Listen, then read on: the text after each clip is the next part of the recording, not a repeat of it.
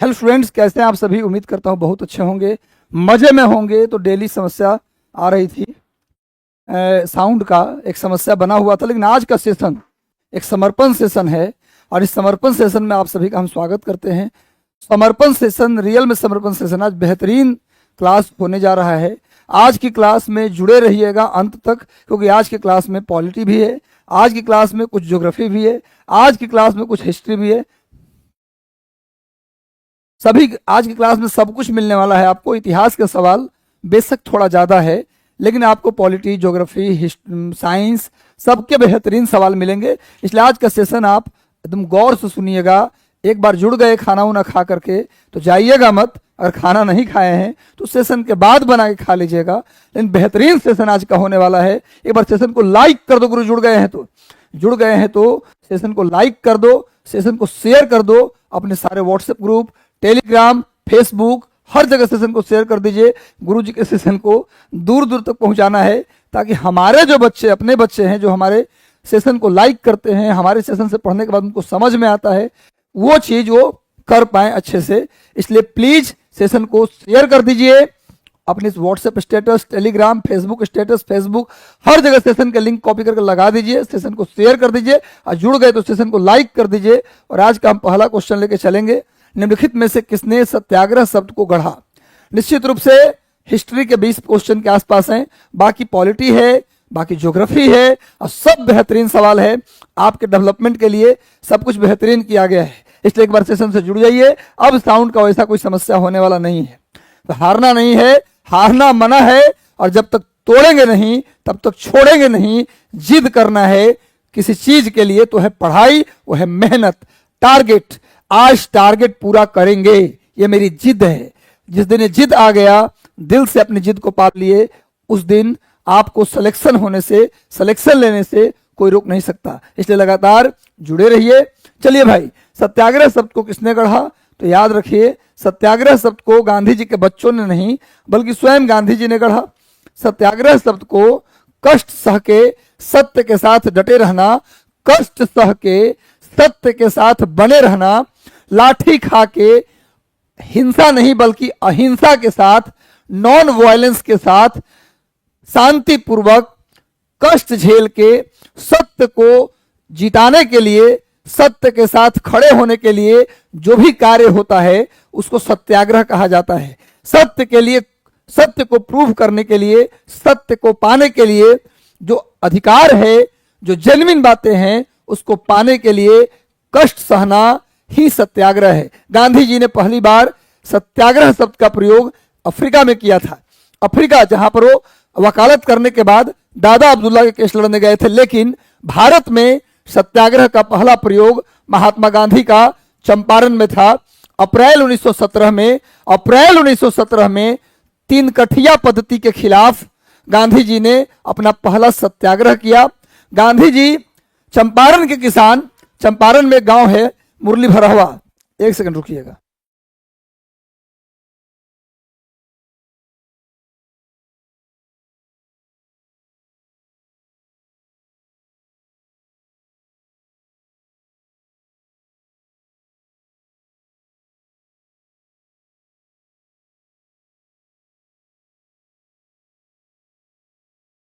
चलिए, आवाज आ रही है, एक बार आवाज का फीडबैक भी दे दीजिएगा कि सर आवाज ठीक हो गया। हाँ बिल्कुल, सेशन जरूरी हो गया और सेशन लेंगे। मैं भी बताऊं आपको एक बहुत अच्छी, मतलब सच बात बता रहा हूं। अभी मैं करीब 7:45 में लौटा हूं अपने जॉब से, अपनी ड्यूटी से। पदाधिकारियों की ड्यूटी 10 से 5 नहीं होती, उनकी ड्यूटी 10 से 5 नहीं, बल्कि जो आपको टारगेट दिया गया है उसको पूरी करने की जिम्मेवारी पदाधिकारी की होती है। तो अभी 7:45 में लौटा हूं और 8 बजे आपका लाइव कर रहा हूं। कोई आराम नहीं किया, सुबह के 9 बजे से निकला हूं, 7:45 में लौटा हूं और 8 बजे आपके लाइव सेशन में हूं। सच मानिए तो कितना भी थका रहूं, आपके साथ जब जुड़ जाता हूं तो सारी थकावट खत्म हो जाती है। इसलिए घबराइए मत, कोई साथ दे या ना दे, हम लगातार आपका साथ देते रहेंगे, आपको पढ़ाते रहेंगे। तो गुरु महात्मा गांधी जब वकालत करके लौटे अपने घर, तो दादा अब्दुल्ला के केस लड़ने के लिए अफ्रीका गए और अफ्रीका में ही गांधी जी ने अपना पहला सत्याग्रह किया। उसके बाद भारत में गांधी जी का पहला सत्याग्रह चंपारण में हुआ। चंपारण की कहानी यह है कि उस समय चंपारण में 20 कट्ठा, 1 बीघा में 20 कट्ठा होता है, 20 कट्ठा में 3 कट्ठा में नील की खेती करना अनिवार्य कर दिया गया था। जो लोग नील की खेती नहीं करते थे उनसे ज्यादा टैक्स लिया जाता था, या तो टैक्स दीजिए या नील की खेती करिए। और नील की खेती की समस्या ये थी कि जिस जमीन में नील की खेती की जाती थी वो जमीन बंजर हो जाता था, उसके बाद उसमें कुछ फसल होता नहीं था। प्रॉब्लम यह था नील की खेती के साथ। और नील का डिमांड भी उस समय कम हो गया था। जर्मनी में केमिकल से नील लोग बनाने लगे थे, और केमिकल वाला नील थोड़ा ज्यादा खिलता था कपड़ा पर, इसीलिए जर्मनी के जो केमिकल वाला नील था उसका डिमांड बढ़ गया और खेत में उगाया हुआ नील की डिमांड कम हो गया। तो किसान को दोहरा मार पड़ा, एक तो नील उग रहा था, डिमांड कम, तो मुनाफा नहीं हो रहा था, और दूसरा जिस जमीन में खेती हो रही थी वो जमीन बंजर हो जा रहा था। ऐसे में किसान परेशान थे। तो चंपारण के, पूर्वी चंपारण के एक गांव है मुरली भरहवा, मुरली भरहवा, उस गांव के किसान राजकुमार शुक्ल 1916 के लखनऊ अधिवेशन में गांधी जी को बुलाने के लिए गए लखनऊ, जहां से गांधी जी को निमंत्रण दिया, अपना व्यथा सुनाया, और गांधी जी तैयार हो गए चंपारण आने के लिए। और गांधी जी चंपारण आए और अपने सत्याग्रह के माध्यम से गांधी जी ने नील की खेती, एक कमेटी बनी और उस कमेटी के माध्यम से नील की खेती समाप्त कर दिया गया, और किसानों से जो एक्स्ट्रा टैक्स लिया गया था वो भी वापस कर दिया गया। यानी गांधी जी चंपारण में पूरी तरह जीत गए। तो गांधी जी का भारत में पहला सत्याग्रह चंपारण सत्याग्रह, और गांधी जी का भारत में पहला सविनय अवज्ञा भी चंपारण ही था। चंपारण सत्याग्रह में ही गांधी जी ने पहली बार सविनय अवज्ञा का भी प्रयोग किया था। गांधी जी ने सविनय अवज्ञा का प्रयोग भी चंपारण में ही पहली बार किया। तो पहला सत्याग्रह भी चंपारण 1917, और सविनय अवज्ञा भी गांधी जी का पहला चंपारण 1917। सत्याग्रह शब्द का प्रयोग गांधी जी ने किया, लेकिन सविनय अवज्ञा शब्द का प्रयोग किया था थोरो ने। किसने किया था? एक विद्वान था थोरो। थोरो से पूछा जाए गांधी जी ने सविनय अवज्ञा शब्द कहां से लिया, तो पूछिए, लिखिएगा थोरो की पुस्तक। गांधी जी ने सविनय अवज्ञा शब्द कहां से लिया, तो थोरो की पुस्तक सिविल डिसोबीडियंस, सिविल डिसओबीडियंस लिख लीजिए, सिविल डिसओबीडियंस नोट कर लो, ये थोरो की किताब है, सिविल डिसोबीडियंस। इसी किताब से गांधी जी ने सविनय अवज्ञा लिया था।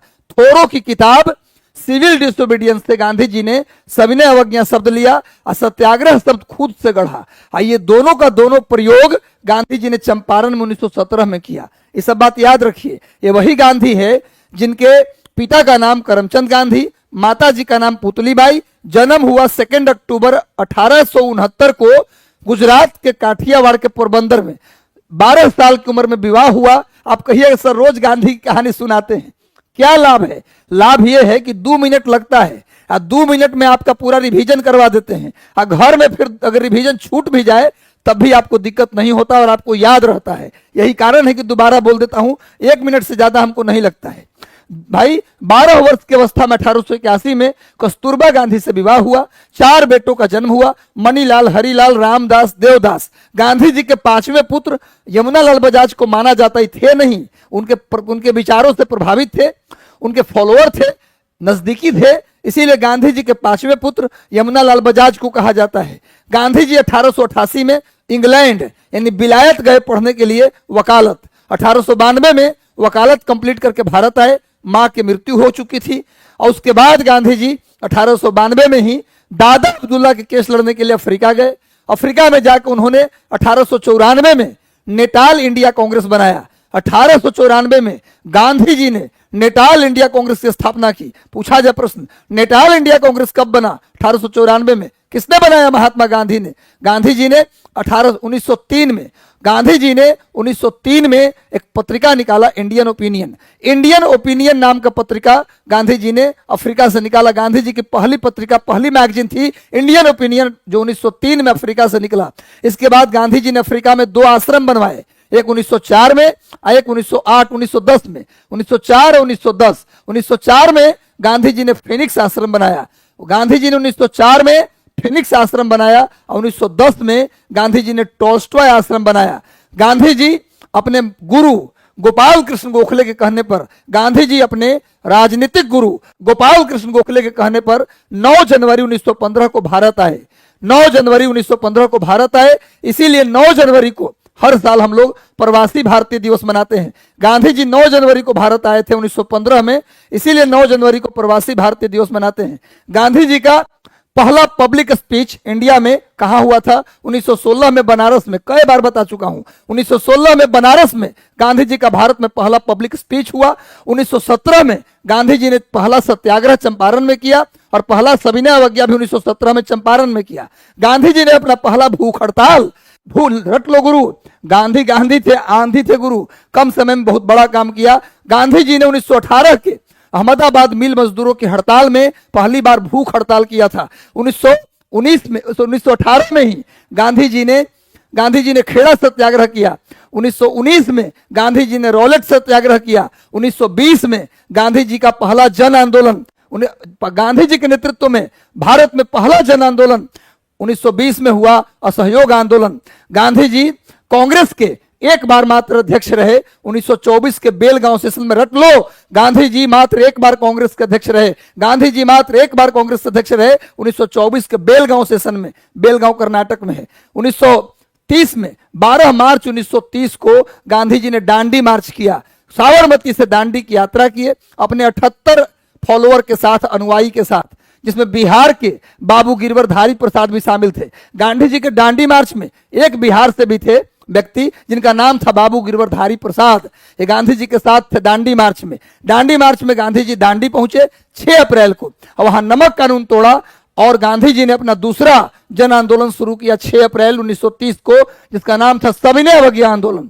उसके बाद गांधी जी सविनय अवज्ञा आंदोलन के चल ही रहा था तो 5 मार्च 1931 को, लिखिए, तब 5 मार्च 1931 को गांधी और इरविन के बीच समझौता हुआ, जिसको गांधी इरविन पैक्ट, ये समझौता दिल्ली में हुआ था, इसलिए इसको दिल्ली समझौता भी कहते हैं।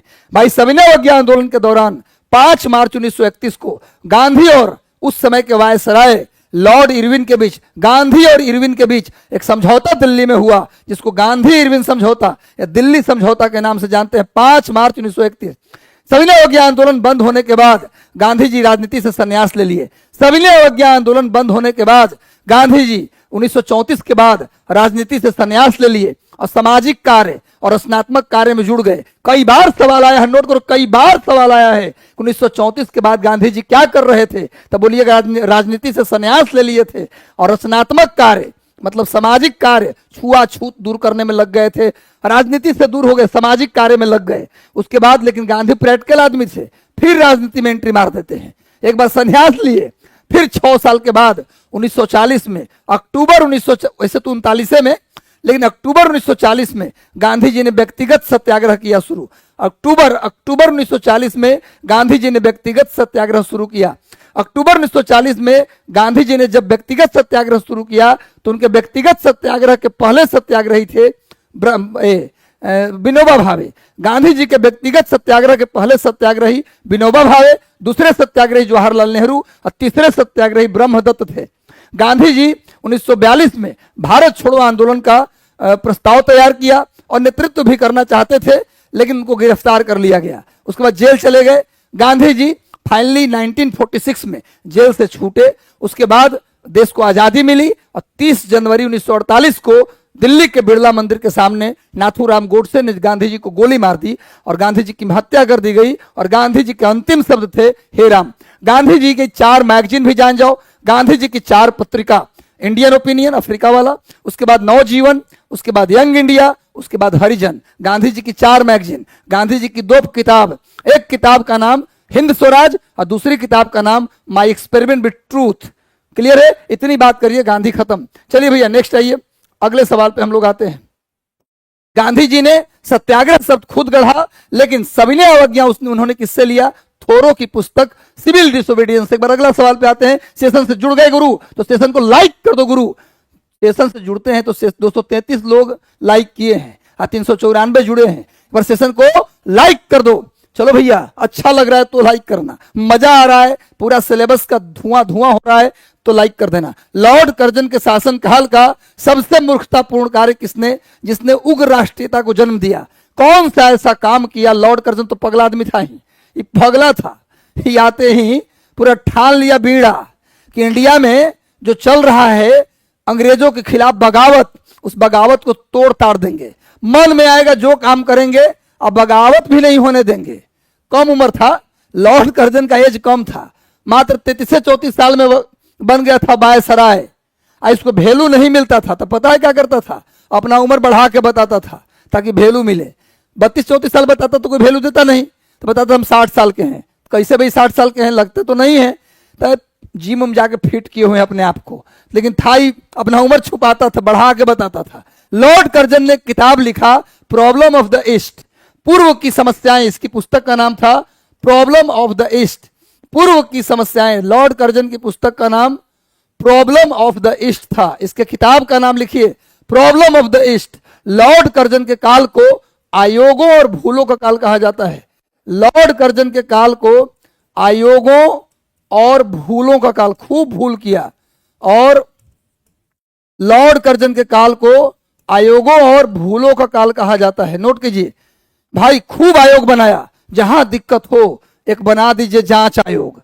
ये कोई मतलब हुआ, गड़बड़ हुआ जांच आयोग बना दो, तो आयोग बनाया खूब, और काफी गलतियां भी की। इसीलिए इसे आयोग, इसके काल को क्या बोलते हैं, period of committee and mistakes. लिखिए लॉर्ड कर्जन के काल को क्या बोलते हैं, period of committee and mistake. इसके काल को आयोगों और भूलों का काल कहते हैं।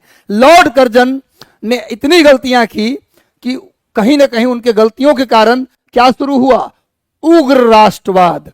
उग्र राष्ट्रवाद का मतलब होता है देश को आजादी दिलाने के लिए, देश की रक्षा के लिए, देश को स्वतंत्र कराने के लिए हम आराम से बात नहीं करेंगे, हम बम गोला बारूद का इस्तेमाल करेंगे, क्रांति करेंगे और इनको नस्तानाबूद कर देंगे। भारतीयों में उग्र राष्ट्रीयता आ गया इसके आचरण से, लूर लक्षण से। इसका क्या हुआ, इसके जो लक्षण थे वो लक्षण ने क्या पैदा किया, भारतीयों के हाथ में बंदूक और बम भी दिए। तो गुरु एक सबसे बड़ी घटना थी 1905 का बंगाल का विभाजन।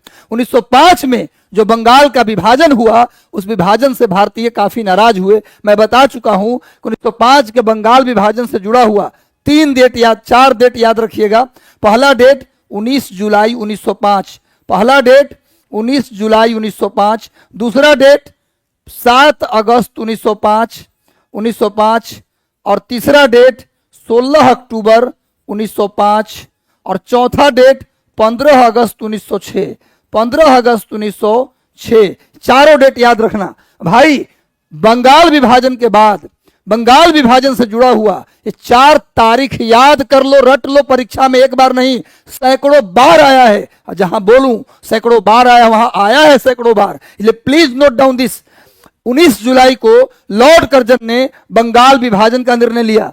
सर क्वेश्चन का स्क्रीनशॉट लेने के लिए आप 2 सेकंड, अच्छा स्क्रीनशॉट ले लेते हैं। अच्छा आप लोगों को मैं स्क्रीनशॉट लेके 2 दिन का रखा हुआ हूं आपके लिए, लेकिन हुआ क्या है कि हम उसको शेयर नहीं कर पाए हैं, तो आप लोग नहीं भी लेंगे तो हम कर ले रहे हैं स्क्रीनशॉट। इसका मैं बता दूं कैसे होता है, देखिए ऐसे होता है, स्क्रीनशॉट हो गया, हम कर ले रहे हैं, टेंशन ना लो। 19 जुलाई 1905 को आप पढ़ने पर ध्यान दीजिए। 19 जुलाई 1905 को क्या हुआ, बंगाल का विभाजन करने का घोषणा हुआ, किया नहीं गया, हम बंगाल बांटेंगे। तो पूछा गया इससे काहे भाई, तो बंगाल बहुत बड़ा है ना, शासन करने में दिक्कत हो रहा है। लेकिन ये बहाना था असली कारण कि पूर्वी बंगाल जो आज बांग्लादेश है वो मुसलमान उसमें ज्यादा थे। अब पश्चिमी वाला बंगाल जो था, आज वाला बंगाल, वह हिंदू ज्यादा थे। तो ये आदमी इतना दुष्ट था कि कहा कि अब पाकिस्तान हिंदू बंगाल को अलग कर देते हैं, नहीं पश्चिमी बंगाल को, अब पूर्वी बंगाल जो मुस्लिम बंगाल उसको अलग कर देते हैं। जमीन बांट के अलगे अलगे करेंगे तो मुसलमानों को लगेगा कि हमको ये अलगे जमीन मिल गया।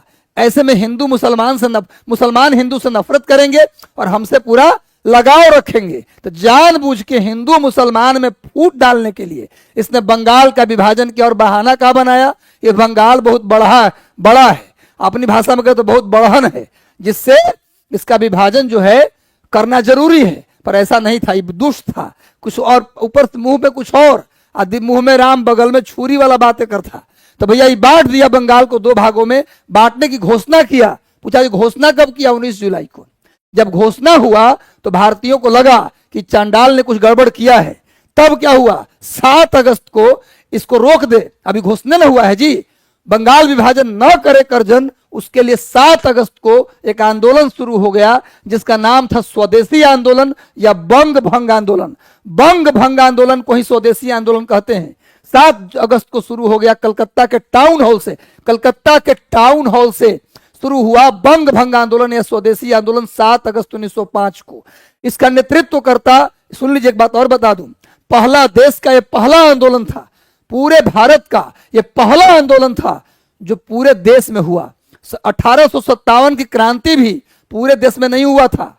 दक्षिण भारत 57 की क्रांति में शामिल नहीं था, पंजाब भी शामिल नहीं था, बंगाल भी शामिल नहीं था, लेकिन अकेला ही आंदोलन था। स्वदेशी आंदोलन पहला आंदोलन था जिसमें पूरा देश शामिल था। तो 7 अगस्त लिख लो, स्वदेशी आंदोलन भारत का पहला आंदोलन था जिसमें पूरा देश शामिल था। तो 7 अगस्त 1905 को कलकत्ता से शुरू हुआ स्वदेशी आंदोलन। स्वदेशी आंदोलन का नेता बंगाल से सुरेंद्रनाथ बनर्जी थे। लिखो, स्वदेशी आंदोलन का नेता बंगाल से सुरेंद्रनाथ बनर्जी, बंगाल डैश सुरेंद्रनाथ बनर्जी। उत्तर प्रदेश से गोविंद बल्लभ पंत थे, उत्तर प्रदेश से इस आंदोलन का नेता गोविंद बल्लभ पंत थे। दिल्ली से सैयद हैदर रजा, पंजाब से लाला लाजपत राय, महाराष्ट्र से बाल गंगाधर तिलक और दक्षिण भारत से चिदंबरम पिल्लई, नेता का नाम याद कर लो। इसके बाद आंदोलन शुरू हो गया, लेकिन करजन मानने वाला कहां था?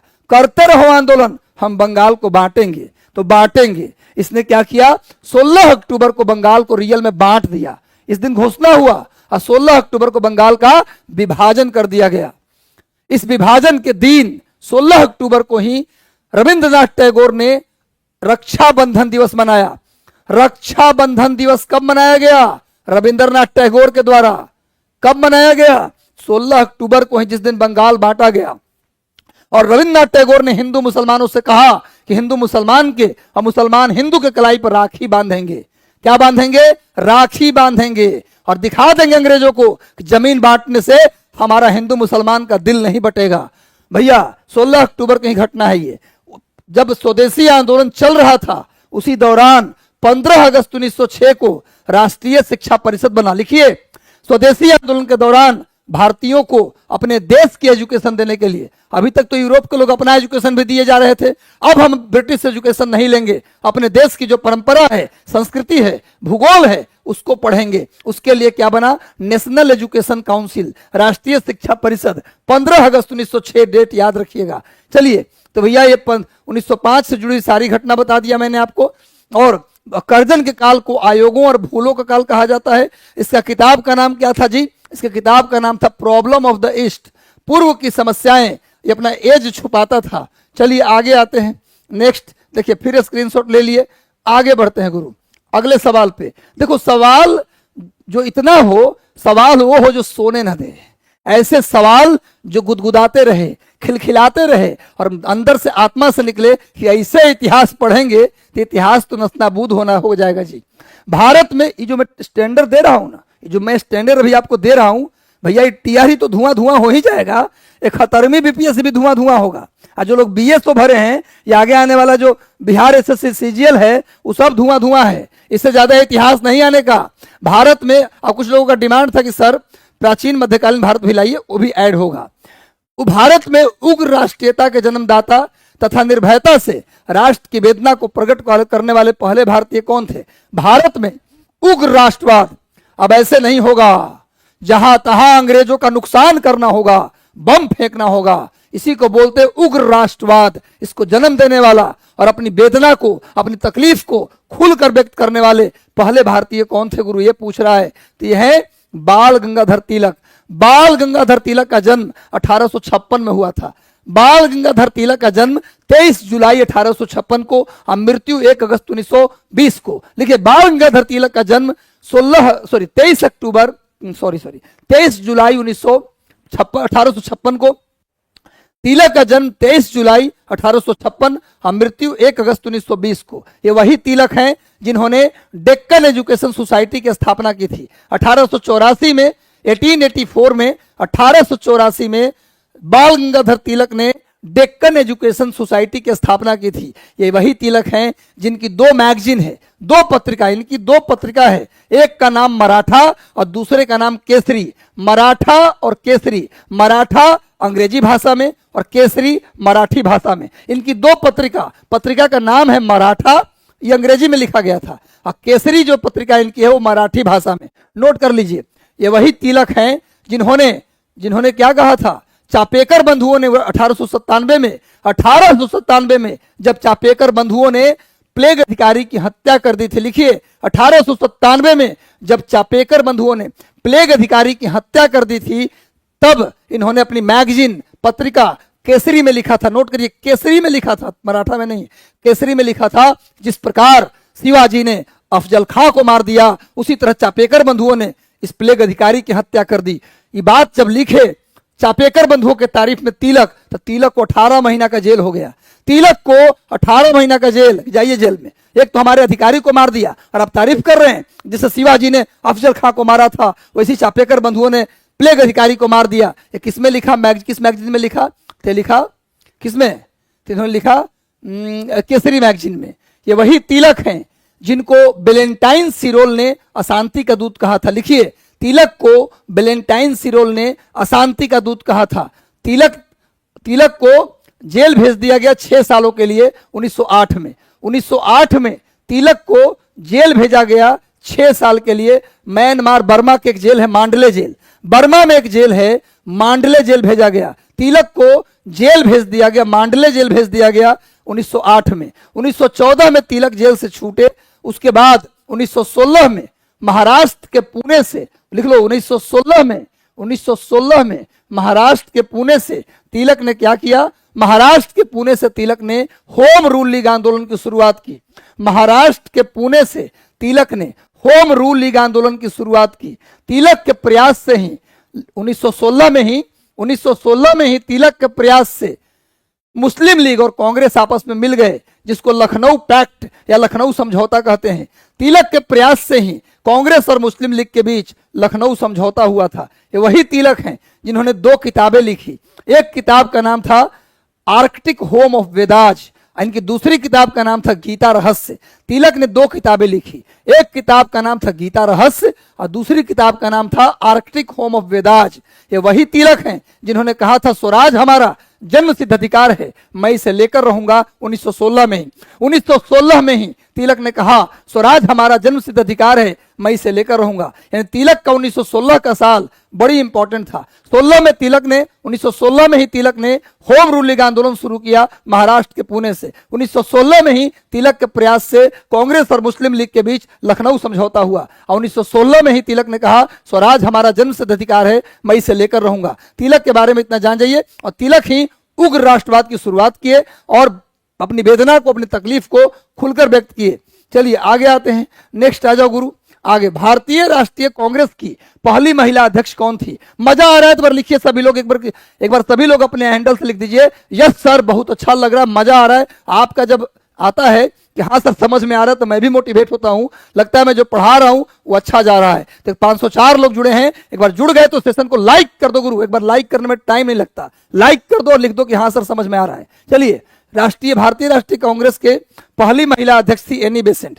अब पहली भारतीय महिला अध्यक्ष पूछे तो सरोजिनी नायडू।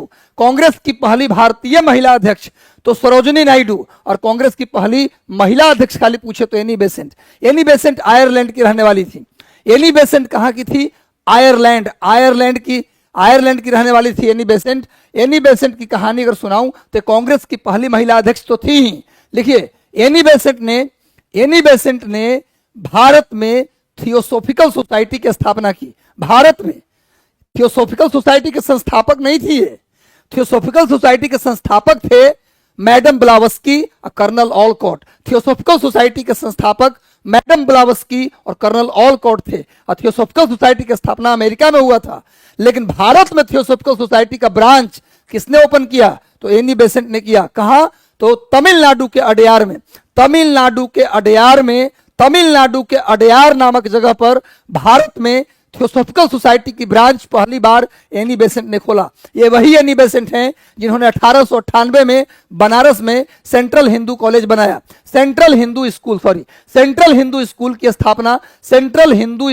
स्थापना 1898 में बनारस में एनी बेसेंट ने किया। ये वही एनी बेसेंट हैं जिन्होंने 2 पत्रिका निकाला, न्यू इंडिया और कॉमन बिल। न्यू इंडिया और कॉमन बिल, इनकी दो पत्रिका थी, न्यू इंडिया और कॉमन बिल। एनी बेसेंट ने भी 1916 में तमिलनाडु के अडयार से शुरू किया क्या, होम रूलिंग आंदोलन। यानी होम रूलिंग आंदोलन अलग अलग शुरू हुआ। तिलक ने अलग शुरू किया, एनी बेसेंट ने अलग शुरू किया। तिलक ने महाराष्ट्र के पुणे से शुरू किया होम रूलिंग आंदोलन 1916 में, लेकिन एनी बेसेंट ने तमिलनाडु के अडयार से शुरू किया 1916 में ही अपना होम रूल लीग आंदोलन।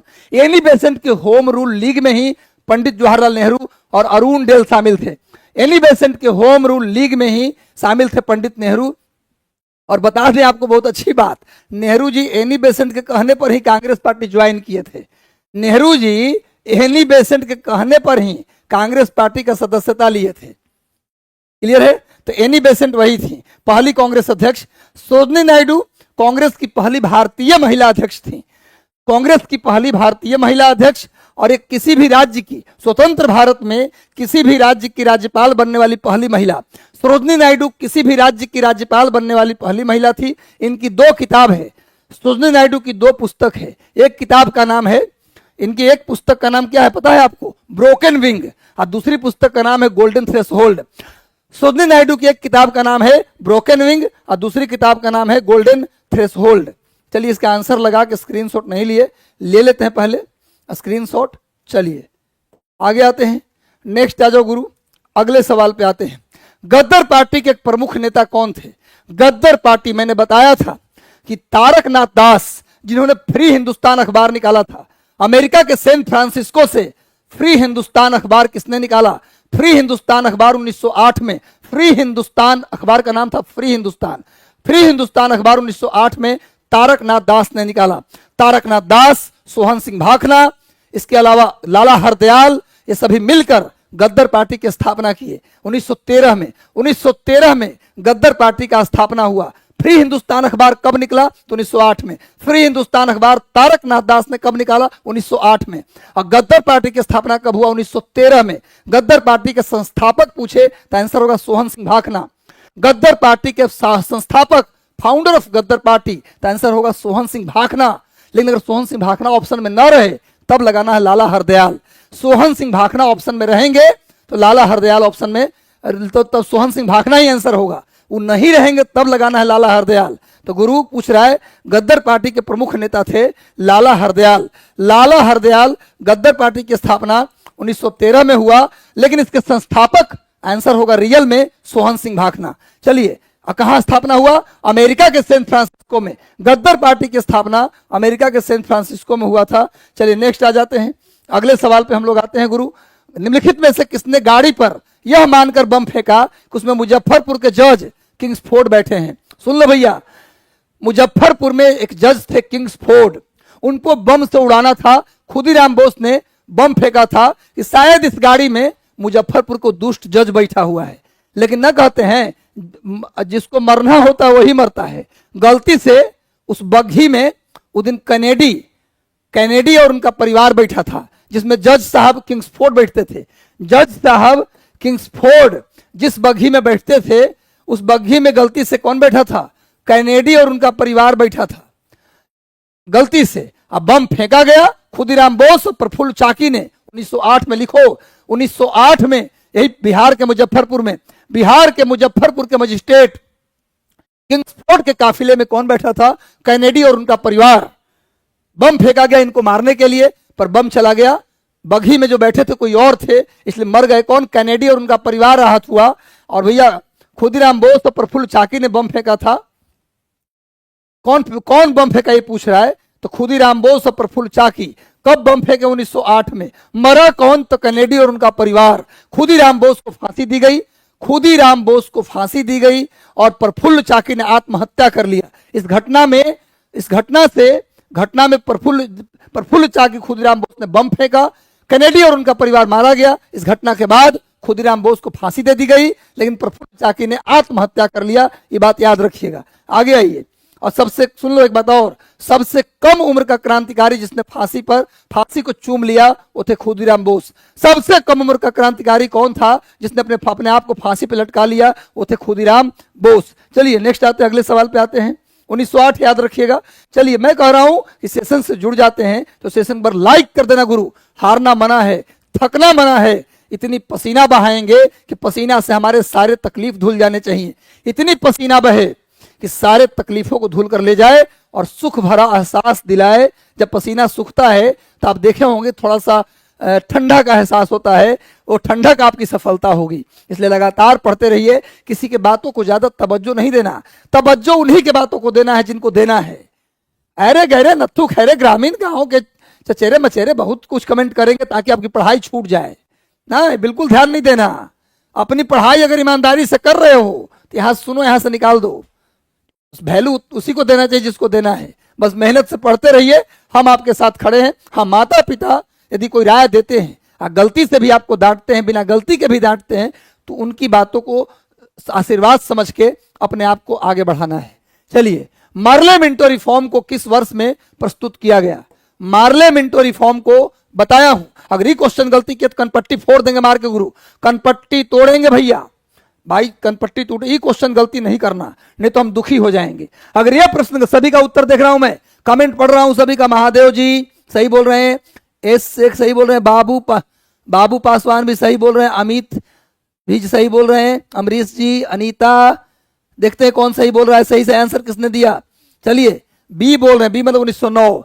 चलिए इसका मतलब जो पढ़ा रहा हूं आप लोग के दिमाग में इतना बार बोला हूं कि 1909 का अधिनियम मार्ले मिंटो रिफॉर्म पे आया था। 1909 का अधिनियम मार्ले मिंटो रिफॉर्म पे आया था और इसी के तहत मुसलमानों को पृथक निर्वाचन दिया गया था। इसी के तहत मुसलमानों को पृथक निर्वाचन दिया गया था और इसी के तहत भारतीयों को बजट पर पूरक प्रश्न पूछने की इजाजत मिली। सप्लीमेंट्री क्वेश्चन पूछ सकते हैं भारतीय। बजट पर जब बहस होगा तो इंडियन को भी बजट पर अपना पूरा प्रश्न तो पहले ही से पूछते थे, लेकिन प्रश्न पूछने के बाद दोबारा भी प्रश्न पूछ सकते हैं। ये 1909 में ही मिला। बजट पर दोबारा प्रश्न पूछने की इजाजत, पूरक प्रश्न पूछने की इजाजत किसमें मिला? 1909 के मार्ले मिंटो रिफॉर्म में मिला। नोट कर लीजिए, 1909 का जो मार्ले मिंटो रिफॉर्म था उसी में मुसलमानों को पृथक निर्वाचन मिला था।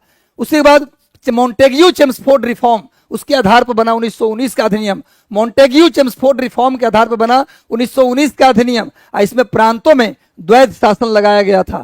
साइमन कमीशन की रिपोर्ट के आधार पर बना 1935 का अधिनियम और उसमें प्रांत से द्वैध शासन हटा लिया गया और केंद्र में लगा दिया गया द्वैध शासन।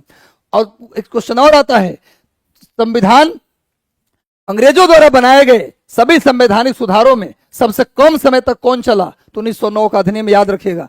चलिए इसका स्क्रीनशॉट ले लेते हैं और आगे बढ़ते हैं। मजा आ रहा है, मुझे अब विश्वास है कि हम जो पढ़ा रहे हैं आप सबको याद होता चल रहा है, कंसंट्रेशन से आप सुन रहे हैं, इसका मुझे संतोष है। तो चलिए बहुत अच्छी बात है। टीचर जब कैमरा के पीछे रह के पढ़ा रहा है और इतने दूर रह के वीडियो देख रहे हैं और फिर भी सही उत्तर दे रहे हैं, तो सैल्यूट है गुरु, बहुत अच्छे से पढ़ रहे हैं आप। चलिए आपकी तरक्की हो रही है और सिलेक्शन भी होगा।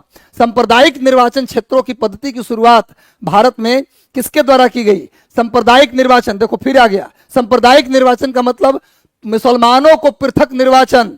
मुसलमानों को पृथक निर्वाचन इनमें से किसमें दिया गया? मुसलमानों को पृथक निर्वाचन इसमें से किसमें दिया गया? 1919, 1909, 1935, 1909, अभी वही बताए थे मैंने। चलिए आगे आते हैं, नेक्स्ट आ जाओ। ये भी डिस्कस कर चुका हूं इसलिए इसमें ज्यादा समय रुकने का कोई मतलब नहीं है। दक्षिण अफ्रीका के किस रेलवे स्टेशन से महात्मा गांधी को ट्रेन से फेंक दिया गया था?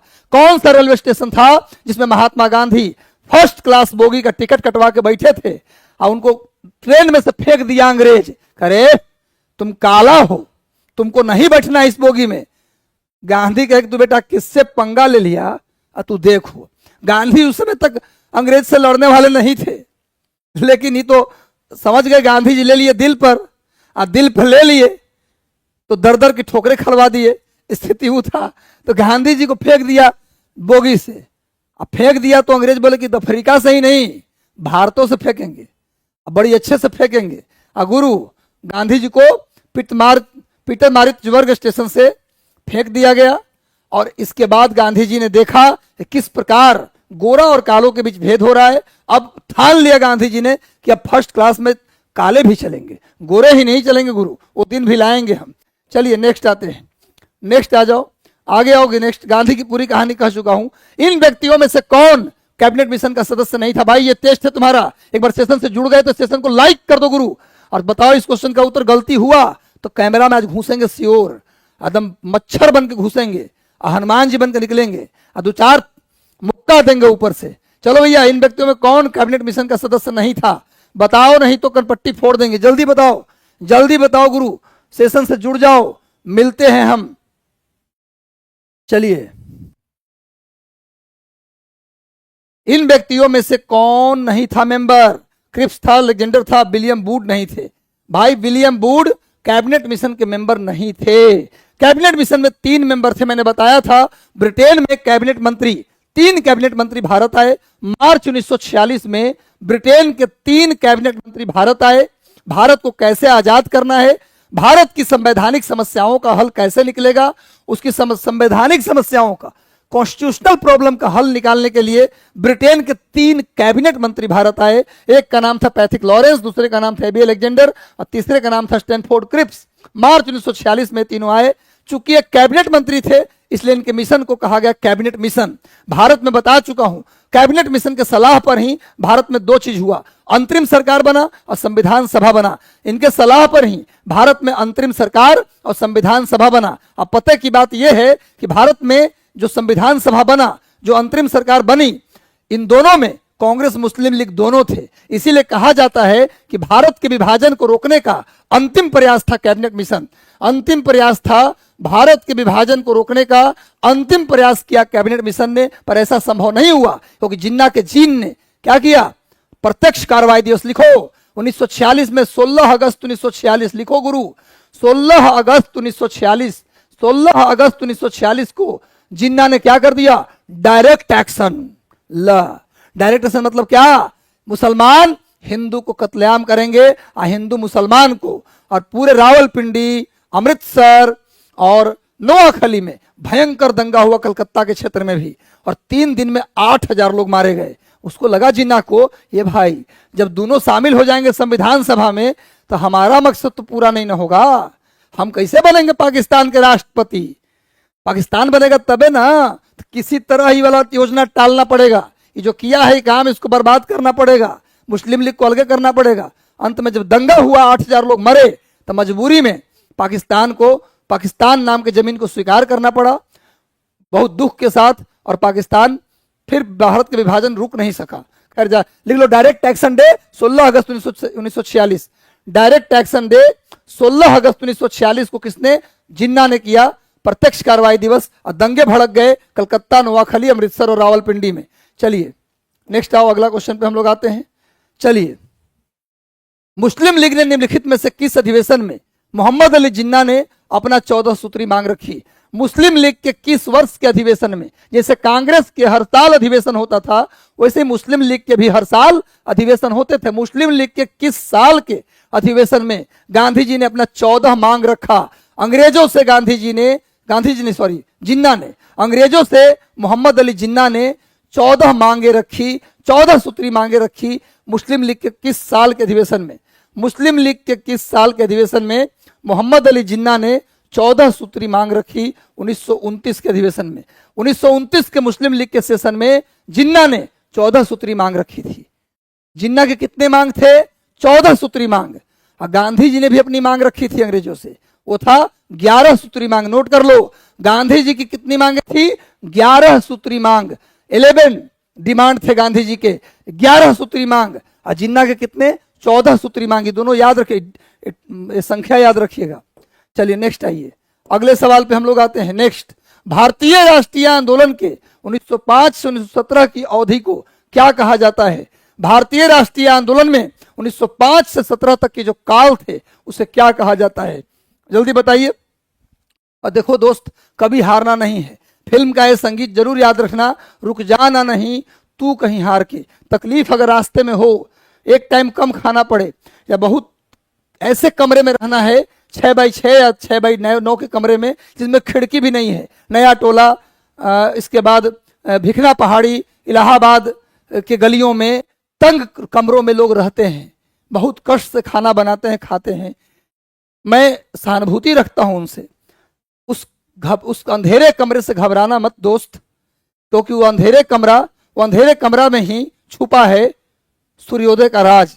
उजाला होगा, वहीं से उजाला होगा। हरना मत, रुक जाना नहीं तू कहीं हार के, कांटों पर चल के ही मिलेंगे साए बाहर के। चलो गुरु, भारतीय राष्ट्रीय आंदोलन में 1905 से लेकर 17 तक का जो चरण था उसे उग्रवादी चरण के नाम से जानते हैं।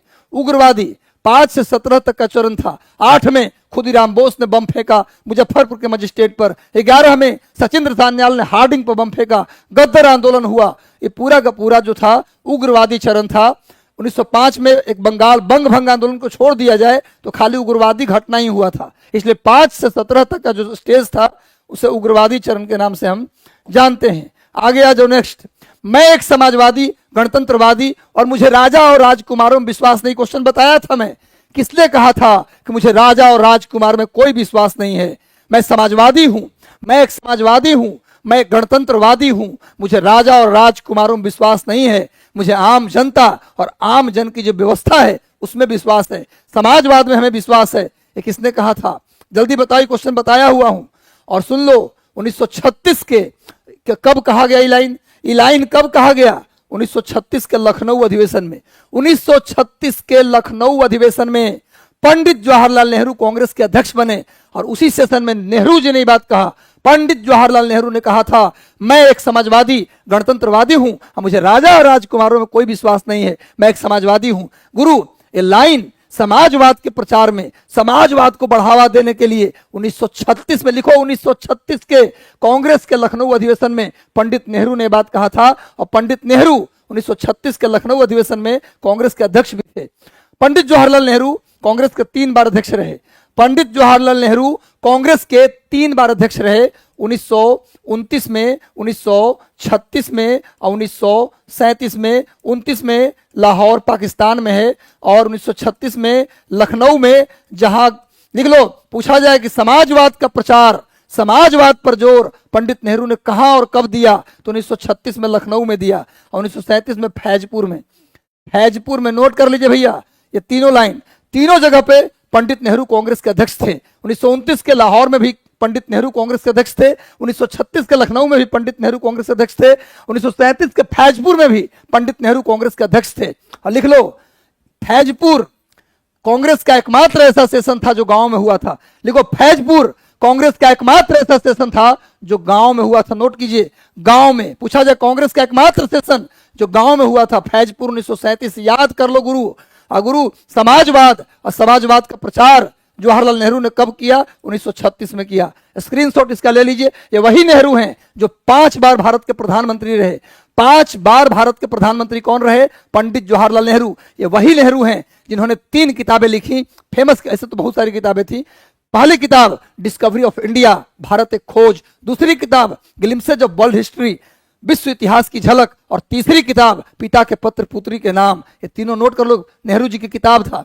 नेहरू जी अपनी पुत्री इंदिरा गांधी के नाम चिट्ठी लिखते थे। किस जेल से? क्वेश्चन आया हुआ है, अहमदनगर जेल से लिखते थे।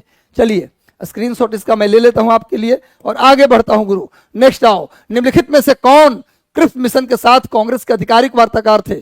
क्रिप्स मिशन के साथ कांग्रेस के आधिकारिक वार्ताकार कौन थे? पर सेशन को लाइक कर दो गुरु, जुड़ गए सेशन से तो सेशन को लाइक कर दो गुरु।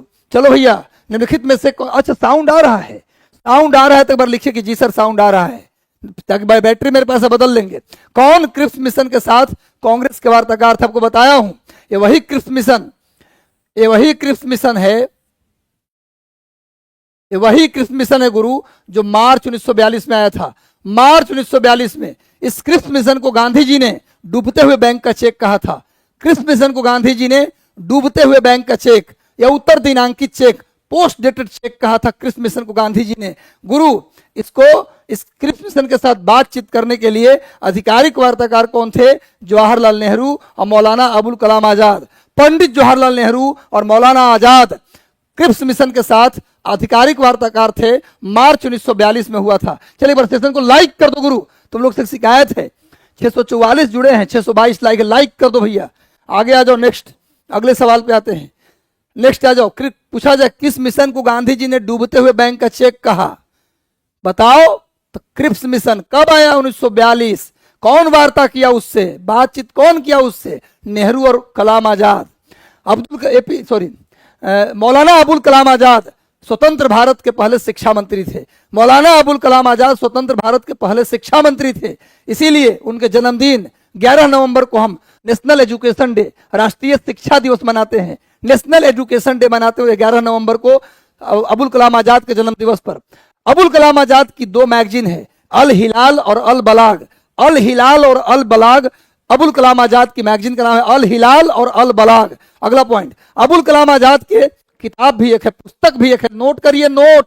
अबुल कलाम आजाद की पुस्तक का नाम है India wins freedom. India wins freedom, note कर लीजिए। आगे आइए, वे राष्ट्रीय नेता कौन थे जो 1925 में सेंट्रल लेजिस्लेटिव असेंबली के अध्यक्ष बने? मैं बताया हूं, केंद्रीय विधानसभा। केंद्रीय विधानसभा आपको मैंने बताया है कि केंद्रीय विधानसभा, इसकी स्थापना कब किया गया था? बताया हूं। केंद्रीय विधानसभा ये पहली बार कब बना? ये पहली बार बना 1921 में। और आज केंद्रीय विधानसभा, जो अंग्रेज के जमाने में जो केंद्रीय विधानसभा था, उसी को हम आज क्या बोलते हैं? लोकसभा। उसी को आज बोला जाता है लोकसभा। तो पहली बार 1921 में बना केंद्रीय विधानसभा। बाद में 1921 में जब केंद्रीय विधानसभा बना तो इसका आम चुनाव, इसका चुनाव 1925 में हुआ। समझ में आ रहा है बात? केंद्रीय विधानसभा की स्थापना 1921 में और उसका चुनाव कब हुआ? 1925 में। और बता दें 1925 में जब चुनाव हुआ तो उसमें कांग्रेस स्वराज पार्टी, जिसकी स्थापना मोतीलाल नेहरू और चित्तरंजन दास ने किया था, उसकी जीत हुई, बहुमत मिला। और केंद्रीय विधानसभा के पहले चुने हुए अध्यक्ष थे विट्ठल भाई पटेल। केंद्रीय विधानसभा के पहला चुना हुआ अध्यक्ष थे विट्ठल भाई पटेल। लेकिन अगर पूछा जाए केंद्रीय विधानसभा का पहला अध्यक्ष जब बना था 1921 में, तब तो चुनाव नहीं हुआ था। जब तत्काल बना तब उसके पहले अध्यक्ष बने सर फ्रेडरिक व्हाइट। लिखिए, केंद्रीय विधानसभा के पहले अध्यक्ष थे सर फ्रेडरिक व्हाइट। चुने हुए नहीं थे, अपॉइंट कर लिए गए थे। केंद्रीय विधानसभा के पहले अध्यक्ष सर फ्रेडरिक व्हाइट और पहले उपाध्यक्ष सच्चिदानंद सिन्हा।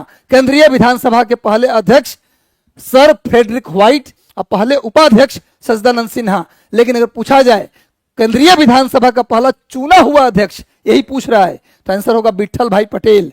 किस पार्टी से थे? कांग्रेस स्वराज पार्टी। किस पार्टी से थे? कांग्रेस स्वराज पार्टी से थे। कांग्रेस स्वराज पार्टी की स्थापना कब हुआ? स्थापना 1 जनवरी 1923 को। 1 जनवरी 1923 को स्थापना हुआ। स्थापना किसने किया? तो मोतीलाल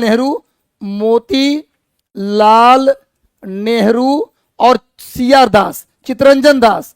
मोतीलाल नेहरू और चित्तरंजन दास ने कांग्रेस स्वराज पार्टी की स्थापना की। इस पार्टी ने चुनाव लड़ा, बहुमत मिला और इसी पार्टी के विट्ठल भाई पटेल को केंद्रीय विधानसभा का पहला चुना हुआ अध्यक्ष बनाया गया। तो पहला चुना हुआ अध्यक्ष विट्ठल भाई पटेल। वैसे पूछा जाए केंद्रीय विधानसभा का पहला अध्यक्ष तो होगा सर फ्रेडरिक व्हाइट और पहले उपाध्यक्ष तो आंसर होगा सच्चिदानंद सिन्हा। पर लोग चुने हुए नहीं थे। आगे आइए, नेक्स्ट आते हैं। याद कर लो गुरु, केंद्रीय विधानसभा कब बना? 1921 में। चुनाव कब हुआ? पहली बार 1925 में। उसी केंद्रीय विधानसभा को अब क्या बोलते हैं? लोकसभा। चलिए गुरु आगे आते हैं, कहीं सवाल छूटने नहीं देंगे। इनमें से किसने अप्रैल 1930 में नमक कानून तोड़ने के लिए तंजौर माने तमिलनाडु के तट पर अभियान चलाया? अगर ये क्वेश्चन गलती किए तो कनपट्टी फोड़ेंगे। तंजौर यानी तमिलनाडु के तट पर, तमिलनाडु के तट पर किसने आंदोलन चलाया? तिरुचिरापल्ली से वेदारण्यम तक जब गांधी जी साबरमती से दांडी जाकर नमक तोड़े, नमक कानून तोड़े, उसी समय दक्षिण भारत में तमिलनाडु में तिरुचिरापल्ली से वेदारण्यम तक की यात्रा की, तंजौर तट पर वेदारण्यम तक की यात्रा की और नमक कानून तोड़ा गया। मेरे भाई बताओ किसने तोड़ा? ये क्वेश्चन गलती नहीं होना चाहिए। ये क्वेश्चन गलती, एक बार सेशन को लाइक कर दो गुरु। तुम लोग से एक मेरा मेहनत तो मैं करता ही हूं, कैसा करता हूं तो आप फीडबैक देंगे। और कमेंट बॉक्स में जब वीडियो समाप्त हो जाए ना, तो वीडियो समाप्त होने के कुछ घंटे बाद आप कमेंट करके रिप्लाई दे सकते हैं, क्या क्या कमियां हैं, समझ में आ रहा है नहीं आ रहा है। लेकिन आप लोग से शिकायत है कि आप लोग उसको शेयर नहीं करते। लिंक को एक बार सारे व्हाट्सएप ग्रुप, टेलीग्राम, हर जगह शेयर कर दीजिए, अपने सारे व्हाट्सएप ग्रुप में कर दीजिए ताकि अधिकतम लोगों तक पहुंच जाए वीडियो। और लगातार मेहनत करूंगा, हारना नहीं है, कोई साथ दे या ना दे, मैं साथ दूंगा। चलो गुरु आगे बढ़ते हैं। तंजौर तट पर पता है आपको सी राजगोपालाचारी, गांधी जी के समधी सी राजगोपालाचारी। बहुत शानदार गुरु, आप लोग का आंसर देख के मैं बहुत खुश हो रहा हूं। बिल्कुल गांधी जी के समधी भी लिख दिए, बहुत शानदार। ये बहुत दिल खुश हो जाता जब आप सही जवाब देते हैं ना, तो लगता है जो मैं पसीना बहा रहा हूं इसका कोई नहीं, इस सब कीमत वसूल हो गया। राजगोपालाचारी, जिनको महात्मा गांधी जी ने राजा जी कहा था, ये वही राजगोपालाचारी हैं जिन्होंने भारत के संवैधानिक समस्या के हल के लिए राजगोपालाचारी फॉर्मूला दिए 1944 में। 1944 में क्या आया? राजगोपालाचारी फॉर्मूला आया संवैधानिक सुधार के लिए। ये वही राजगोपालाचारी हैं जो अंतरिम सरकार में शिक्षा मंत्री बने।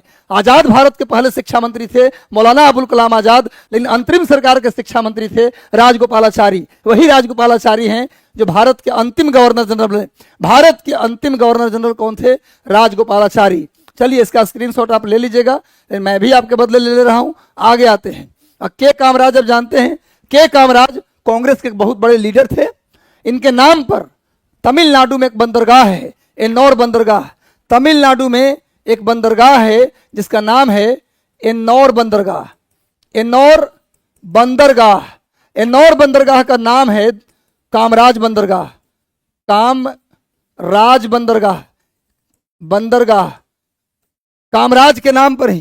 के कामराज, कांग्रेस के लीडर के कामराज के नाम पर दक्षिण भारत में तमिलनाडु में एक बंदरगाह है जिसका नाम है एन्नौर बंदरगाह। इसका नाम क्या रखा गया है? कामराज बंदरगाह। चलिए नेक्स्ट आते हैं, अगले सवाल पे हम लोग आते हैं।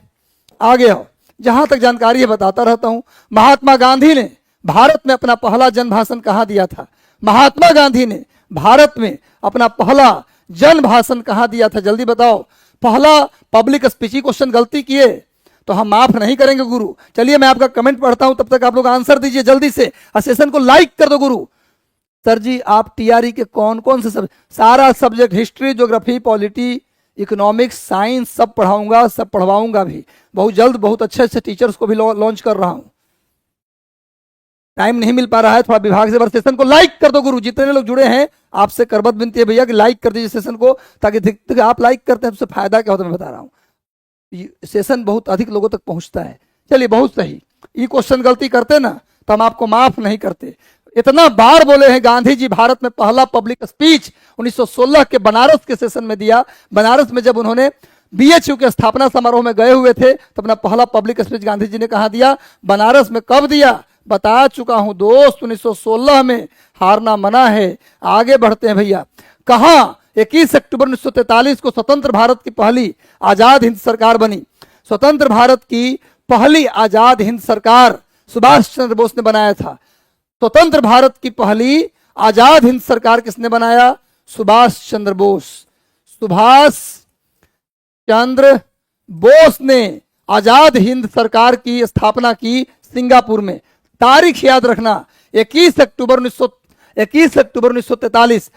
21 अक्टूबर 1948 को सुभाष चंद्र बोस ने सिंगापुर में क्या बनाया? आजाद हिंद सरकार। ये वही सुभाष चंद्र बोस है जिसको रविंद्रनाथ टैगोर ने देश नायक कहा था।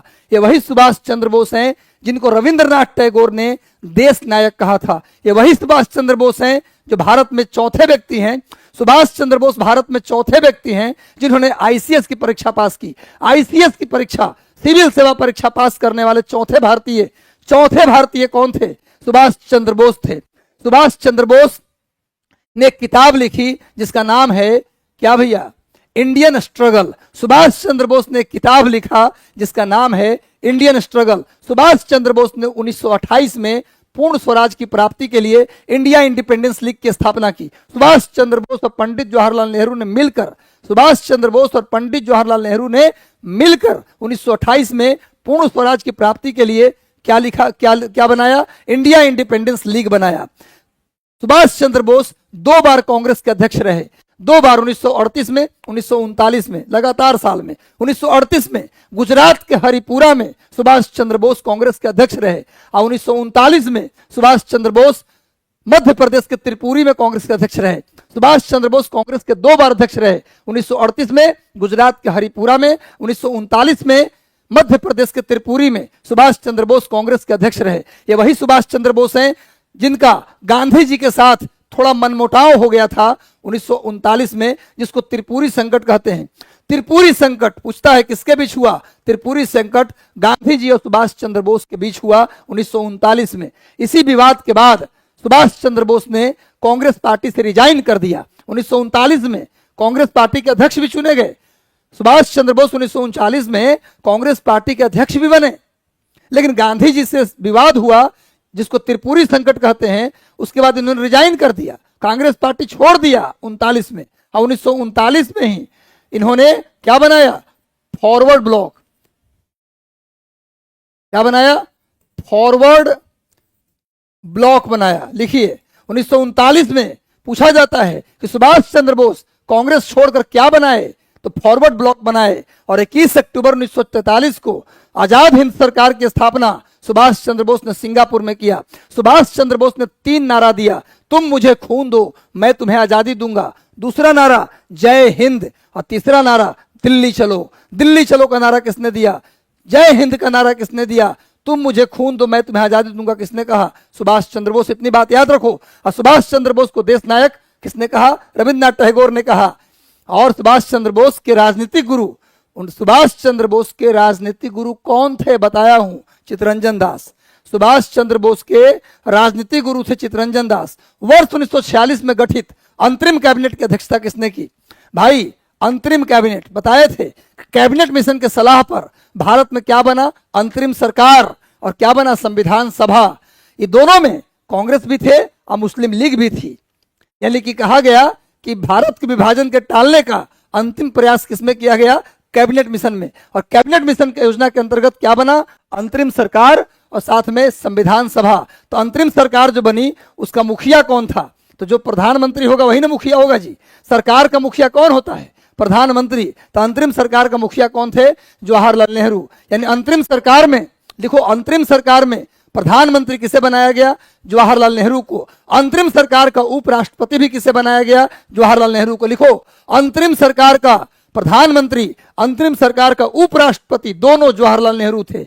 अंतरिम सरकार में सूचना प्रसारण मंत्री और गृह मंत्री सरदार वल्लभ भाई पटेल थे। लिखते जाओ, अंतरिम सरकार में सूचना प्रसारण मंत्री और गृह मंत्री सरदार वल्लभ भाई पटेल थे। रक्षा मंत्री सरदार बलदेव सिंह थे, रक्षा मंत्री सरदार बलदेव सिंह।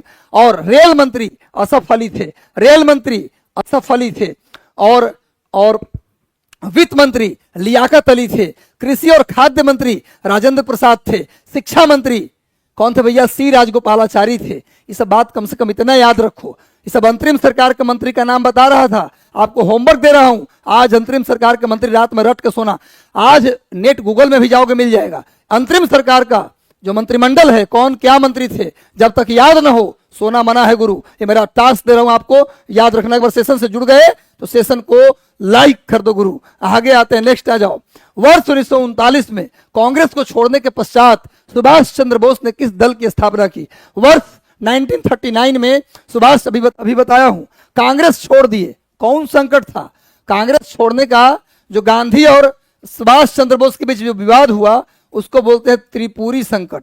क्या बोलते हैं गुरु, त्रिपुरी संकट। तो त्रिपुरी संकट जो हुआ, गांधी जी और सुभाष चंद्र बोस का जो विवाद था, त्रिपुरी संकट, उसके बाद जब उन्होंने कांग्रेस से रिजाइन कर दिया तो क्या बनाया, फॉरवर्ड ब्लॉक बनाया 1939 में ही। नोट कर लीजिए, इसका स्क्रीनशॉट ले लेता हूं आपके बदले और आगे बढ़ता हूं। नेक्स्ट आ जाओ। 1946 में बनी अंतरिम सरकार में राजेंद्र प्रसाद को कौन सा मंत्रालय मिला, अगर गलती उत्तर दिया तो सोच लो क्या होगा। सेशन से जुड़ गए गुरु तो सेशन को लाइक कर दीजिए, जितने लोग जुड़े हैं सेशन पर लाइक बटन दबा दीजिए। 1946 में बनी अंतरिम सरकार में राजेंद्र प्रसाद के पास कौन सा विभाग था, गलती नहीं होना चाहिए। एक बार सेशन से जुड़ जाओ, आज का सेशन हिस्टोरिकल बनाना है, इसलिए सेशन को लाइक कर दीजिए, हो सके तो लिंक को शेयर भी कर दीजिए। 1946 के अंतरिम सरकार में राजेंद्र प्रसाद को मिला कृषि और खाद्य मंत्री। भूलना मना है, एकदम याद करा देंगे गुरु, गारंटी है, चाहे वो भूगोल हो या इतिहास, याद हो जाएगा, इसकी गारंटी। 1937 के चुनाव में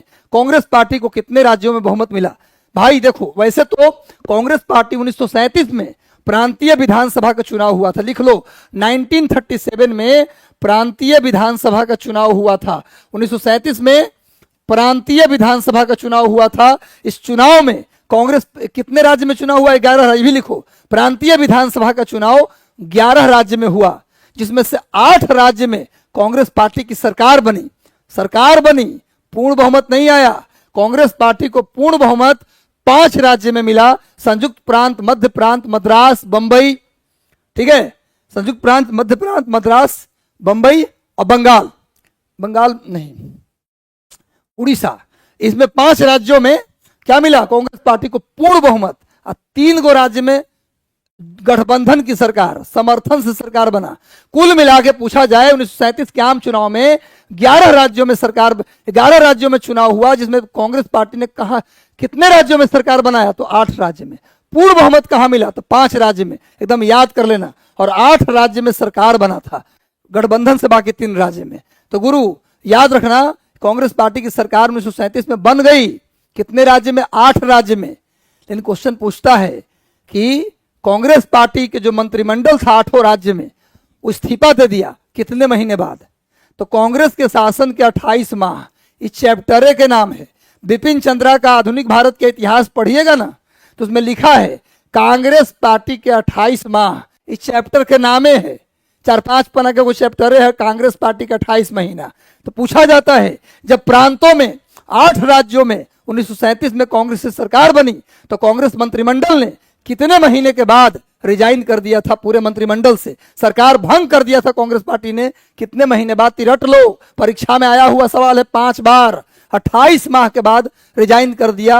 और किस दिन रिजाइन किया? तारीखों नोट कर लो, 22 दिसंबर 1939 लिखो। 37 में सरकार बनी 8 राज्यों में, और 8 राज्य की सरकार 28 महीने के बाद 22 दिसंबर 1939 को रिजाइन कर दिया।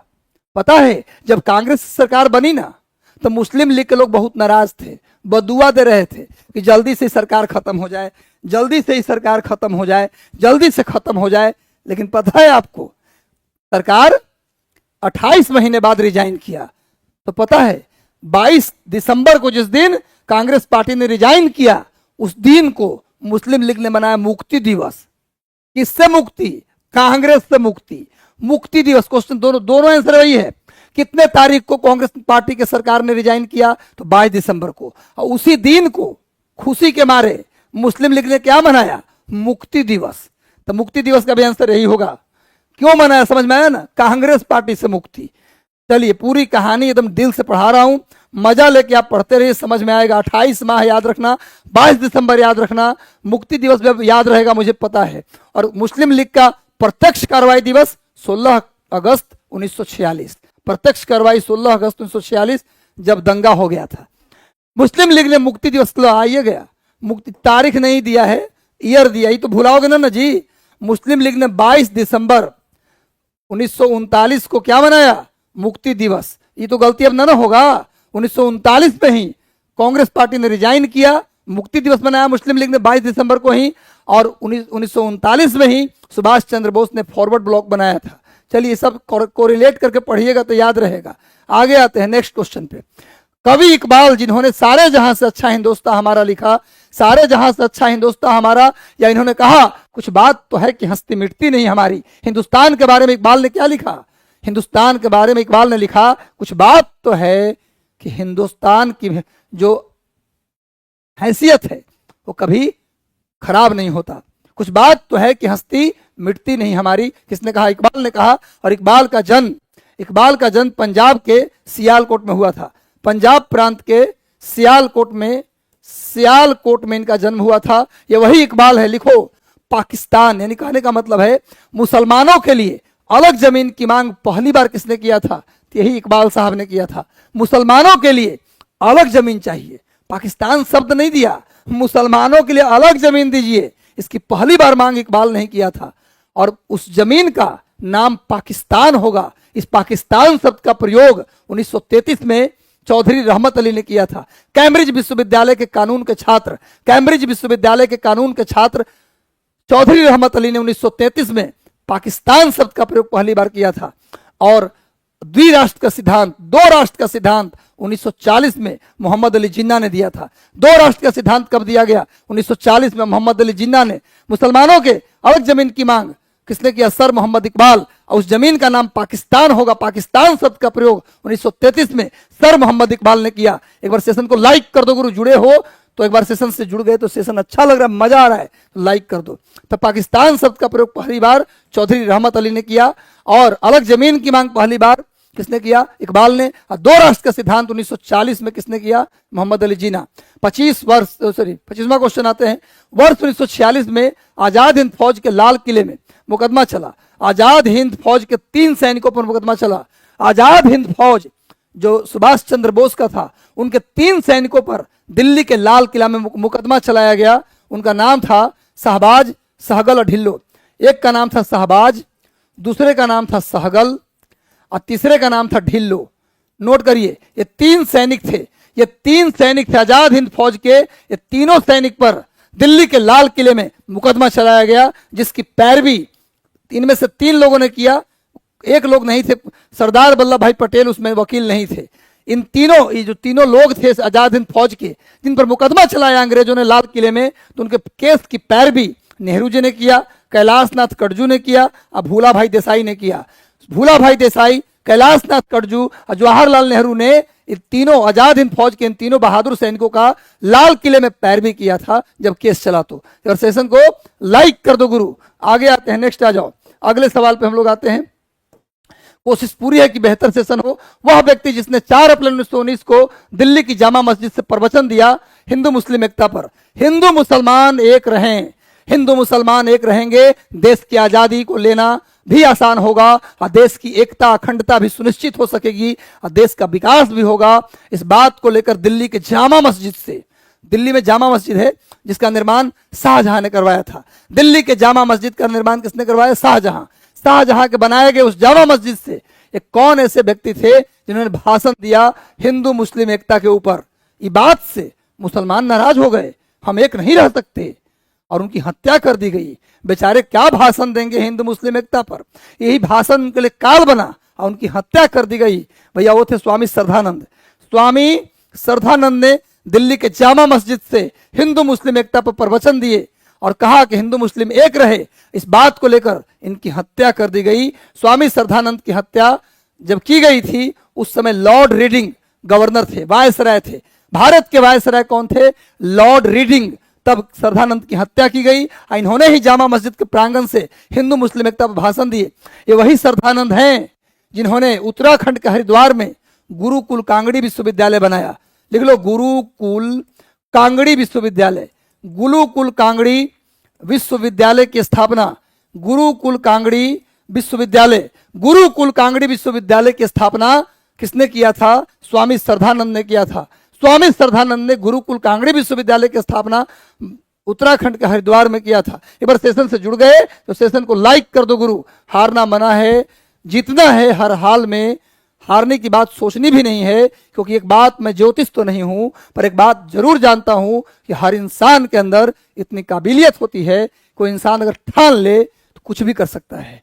जयप्रकाश नारायण किस पार्टी से जुड़े थे? कल बताया था। जयप्रकाश नारायण ने क्या किया भैया? कांग्रेस समाजवादी पार्टी की स्थापना की 1934 में।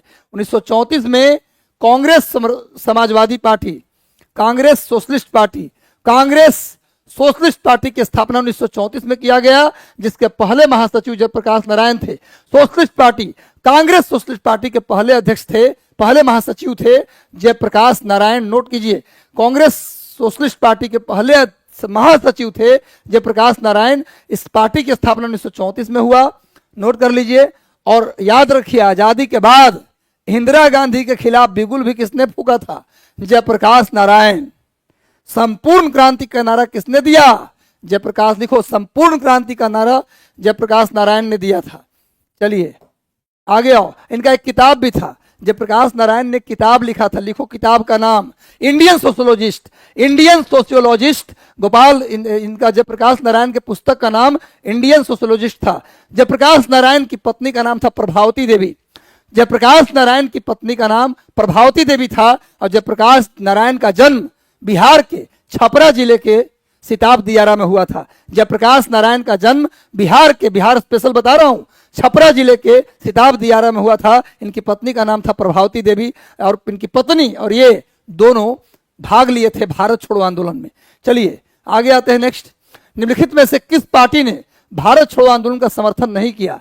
इनमें से कौन ऐसा पार्टी था जो 1942 में अंग्रेजों भारत छोड़ो, जो भारत छोड़ो आंदोलन हुआ, जब पूरा देश शामिल था, भारत छोड़ो आंदोलन में, तो किसने भारत छोड़ो आंदोलन का समर्थन नहीं किया? तो भैया हिंदू महासभा, इसको भी कोई मतलब नहीं था। ये कहा कि हमको हिंदू देश चाहिए, हमको आजादी मिले चाहे कुछ भी हो, जब आजादी मिले हमको कोई मतलब नहीं, मतलब आजादी मिले तो हिंदू देश बने। मुस्लिम लीग को भी कोई मतलब नहीं था, वो कहा कि हमको क्या मतलब है सब आंदोलन से, आजादी 20 साल बाद 50 साल बाद करिए, पर जब करिए मुसलमान के लग जमीन दीजिए। उसके बाद Unionist party of India, Unionist party of Punjab, ये सब विरोध किया था, सब। तो आंसर हो जाएगा इनमें से सब ही। आगे आओ, नेक्स्ट आ जाओ गुरु, नेक्स्ट गंगा नदी। अब आ जाओ, देखो आ गया बहुत इंपॉर्टेंट क्वेश्चन। गंगा नदी बिहार में कहां से प्रवेश करती है? लिखो गंगा नदी की कुल लंबाई। गंगा नदी बिहार के 12 जिलों से गुजरती है, भी लिख लो। गंगा नदी बिहार के 12 जिले से गुजरती है, 12 जिले से गंगा नदी गुजरती है गुरु, नोट करो। गंगा नदी का सबसे अधिक प्रवाह कहां है? तो पटना में है। गंगा नदी का सबसे अधिक प्रवाह किस जिले में है? तो पटना जिले में है। गंगा नदी का बिहार में कुल लंबाई, गंगा नदी का बिहार में, पूरे गंगा नदी नहीं, बिहार में कुल लंबाई कितना है गुरु? तो 445 किलोमीटर। गंगा नदी का बिहार में कुल लंबाई 445 किलोमीटर। वैसे गंगा नदी की कुल लंबाई कितनी है?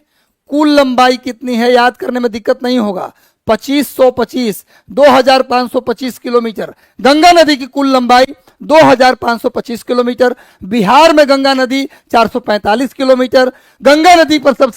गंगा नदी सबसे ज्यादा किस जिले में बहती हैं? पटना में। बिहार में गंगा नदी कितने जिले से गुजरती हैं? तो 12 जिले से। और याद रखो गंगा नदी बिहार में बक्सर के चौसा से प्रवेश करती हैं। गंगा नदी बिहार में बक्सर के चौसा में प्रवेश करती हैं, इसका आंसर यही होगा। और याद रखो गंगा नदी भारत के 5 राज्यों से गुजरती है। गंगा नदी भारत में कितने राज्य से गुजरती है? 5 राज्य, उत्तराखंड, उत्तर प्रदेश, बिहार, झारखंड और उसके बाद बंगाल। पूछा जाए गंगा नदी पूरे भारत में कितने राज्यों से गुजरती है? तो बोलना है 5 राज्य से, उत्तराखंड, उत्तर प्रदेश, बिहार, झारखंड और बंगाल। गंगा नदी बिहार में कितने जिलों से जाती है? 12 जिलों से जाती है। सबसे ज्यादा कौन जिला में? तो पटना जिला में। और गंगा नदी बिहार में कितनी लंबाई? 445 किलोमीटर। अब पूरे भारत में कितनी लंबाई? तो 2525 किलोमीटर। चलिए भैया इसका स्क्रीनशॉट हम ले लेते हैं आपके बदले, आप भी ना हो तो ले लीजिए। आगे बढ़ते हैं, समझ में आया? एक सवाल न छूटने के उपाय किया जा रहा है। सेशन को लाइक कर दो गुरु, जितने लोग जुड़े हैं एक बार आपसे विनती है, मजा आ रहा है सेशन में तो सेशन को लाइक कर दीजिए ताकि आगे बढ़े। निम्नलिखित आंदोलनों में से किस एक के साथ अरुणा असफ अली ने भूमिगत आंदोलन चलाया था? भाई बताइए, अरुणा असफ अली ने किस आंदोलन में भूमिगत रहकर कार्य किया था? तो भारत छोड़ो आंदोलन। भारत छोड़ो आंदोलन जिसमें गांधी जी ने करो और मरो का नारा दिया था, उसमें अरुणा असफ अली ने भूमिगत होकर कार्य किया था। चलिए नेक्स्ट आते हैं, थोड़ी सी स्पीड को बढ़ाते हैं, आगे बढ़िए। सरदार वल्लभ भाई पटेल के नेतृत्व में जो बारदोली सत्याग्रह शुरू हुआ था वो किस लिए शुरू हुआ था? मजदूरी दर की वृद्धि के कारण, या नई बढ़ी हुई लगान दर के कारण, जोतने वाले को जमीन, किसानों को कृषि निविष्टियों को आर्थिक सहायता प्राप्त नहीं, नई बढ़ी हुई लगान। नई बढ़ी हुई लगान के कारण क्या हुआ? बारदोली सत्याग्रह 1928 बताया था।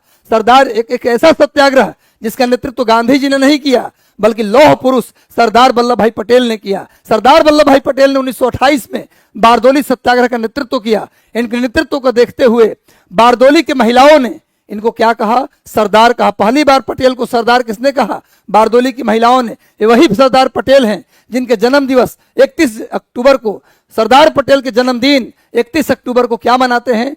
हम राष्ट्रीय एकता दिवस मनाते हैं। सरदार पटेल मात्र एक बार कांग्रेस के अध्यक्ष रहे। कांग्रेस के अध्यक्ष सरदार पटेल मात्र एक बार रहे हैं। सरदार पटेल कांग्रेस के अध्यक्ष एक बार रहे 1931 में कराची में। 1931 कराची अधिवेशन में सरदार पटेल कांग्रेस के अध्यक्ष रहे हैं। सरदार पटेल अंतरिम सरकार में सूचना और प्रसारण मंत्री रहे हैं। आजाद भारत में भी प्रांतीय मामलों के मंत्री गृह मंत्री कौन रहे हैं? सरदार पटेल। और भारत के पहले, नोट करो, भारत के पहले उप प्रधानमंत्री भी कौन थे? सरदार पटेल को थे। सरदार पटेल के जन्म दिवस 31 अक्टूबर को राष्ट्रीय एकता दिवस मनाते हैं। एक बार सेशन को लाइक कर दो गुरु। और हर दिन ध्यान रखो, सुन लो, फिर से बताता हूं, शाम 7:30 बजे कोशिश करेंगे हम आने का। हर दिन शाम 7:30 बजे एकदम तैयार रहिएगा, खाना बना के खा के 7:30 बजे कॉपी कलम लेके। अब एक भी दिन गैप नहीं होगा। इसी तरह का शानदार नए प्रश्न और अच्छे प्रश्नों के साथ रोज आएंगे। हर दिन लाइव होगा शाम 7:30 बजे, भूलना मना है गुरु। आगे आते हैं, नेक्स्ट आ जाओ, आगे आ जाओ। नेक्स्ट अगले सवाल पे हम लोग आते हैं। भारत के लिए एक डोमिनियन स्टेट्स कॉन्स्टिट्यूशन के प्रारूपण का प्रथम प्रयास कब किया गया?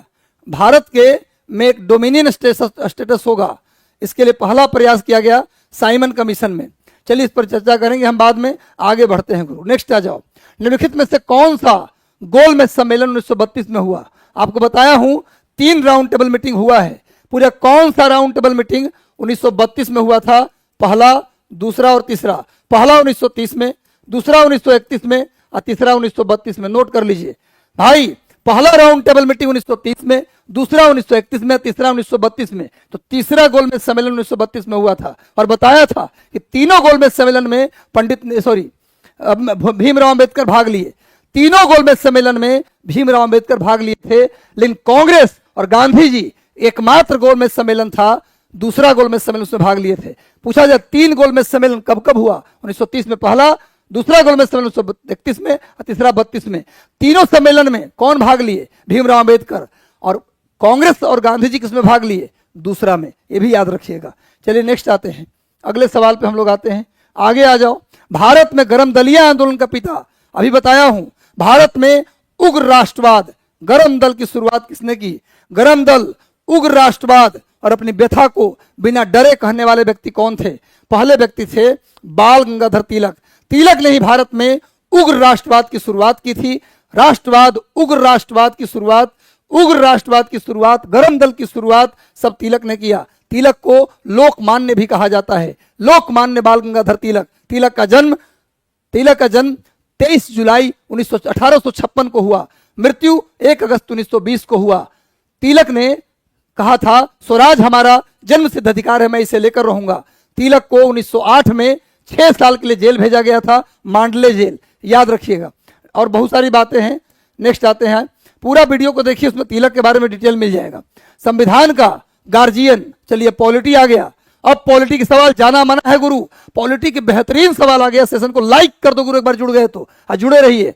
संविधान का गार्जियन या संविधान का संरक्षक किसे कहा जाता है? भारत के राष्ट्रपति, सॉरी सुप्रीम कोर्ट को ऐसे राष्ट्रपति भी हैं, लेकिन मेन यही आंसर होगा। सर्वोच्च न्यायालय को क्या बोला जाता है? संविधान का संरक्षक। लेकिन पता है आपको, राष्ट्रपति भी जब दुनिया सांसद मंत्री सब शपथ लेता है ना, तो जानते हैं क्या बोलता है? सांसद मंत्री जब शपथ लेता है, जानते हैं क्या बोलता है? मैं संविधान का पालन करूंगा। एकमात्र राष्ट्रपति हैं जो अपने शपथ में बोलते हैं मैं संविधान का संरक्षण करूंगा। इसीलिए अगर सर्वोच्च न्यायालय ऑप्शन में न रहे तो राष्ट्रपति भी आंसर हो सकता है।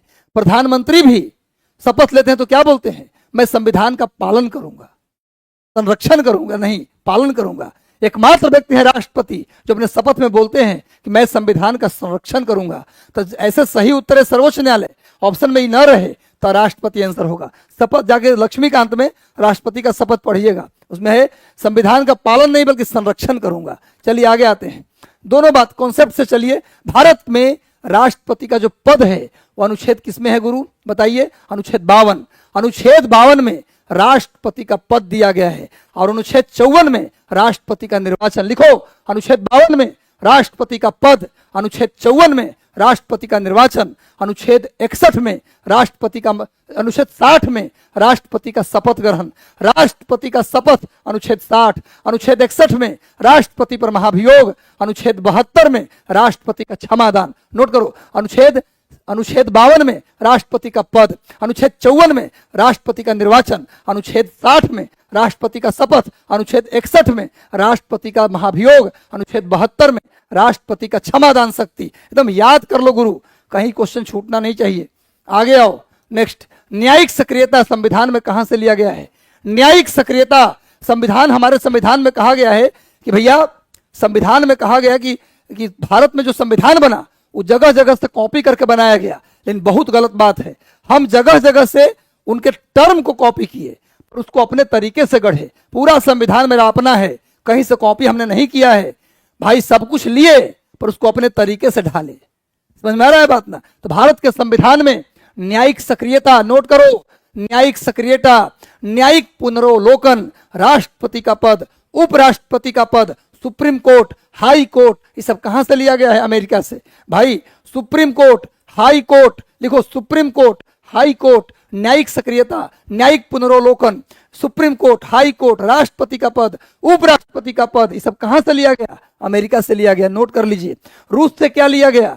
रूस से लिया गया न्याय। 3 प्रकार का न्याय। सामाजिक न्याय, आपने सुना होगा प्रस्तावना में, संविधान की प्रस्तावना में 3 प्रकार के न्याय की चर्चा की। क्वेश्चन आता है संविधान के प्रस्तावना में कितने प्रकार के न्याय की बात की गई? तो 3 प्रकार के न्याय, सामाजिक न्याय, आर्थिक न्याय, राजनीतिक न्याय। ये तीनों प्रकार का न्याय कहां से लिया गया है? रूस से लिया गया है। दक्षिण अफ्रीका से क्या लिया गया? संविधान संशोधन। दक्षिण अफ्रीका से क्या लिया गया? संविधान संशोधन। संविधान संशोधन दक्षिण अफ्रीका से। अब ब्रिटेन से क्या लिया गया? नोट करिए, विधि का शासन। विधि का शासन, rule of law, rule of law, विधि का शासन ब्रिटेन से। भाई संसदीय शासन प्रणाली, संसदीय शासन प्रणाली जो भारत में है ब्रिटेन से लिया गया। प्रधानमंत्री का पद ब्रिटेन से लिया गया। स्पीकर का पद, स्पीकर का पद ब्रिटेन से लिया गया। विपक्ष का नेता ब्रिटेन से लिया गया। विपक्ष का नेता, स्पीकर, संसदीय शासन प्रणाली, विधि का शासन, ये सब ब्रिटेन से लिया गया। एक एक बात याद कर लो गुरु, हम मेहनत कर रहे हैं इसलिए कि आपको सब याद हो जाए। एक बार सेशन से जुड़ गए तो सेशन को लाइक कर दो गुरु। हर दिन शाम 7:30 बजे बिना गैप किए हर दिन बेहतरीन सवालों के साथ आपके सामने आएंगे, मजा ला देंगे गुरु, कहीं कोई सवाल छूटने नहीं देंगे, इसकी गारंटी है। एक बार सेशन को लाइक कर दीजिए और हर दिन शाम 7:30 बजे इंतजार करते रहिएगा और हम सब कुछ छोड़ के लग जाइएगा, क्योंकि मौका है, बिहार में वैकेंसी की बाहर आने वाली है। चलिए, न्यायिक सक्रियता हो गया, आगे आ जाओ।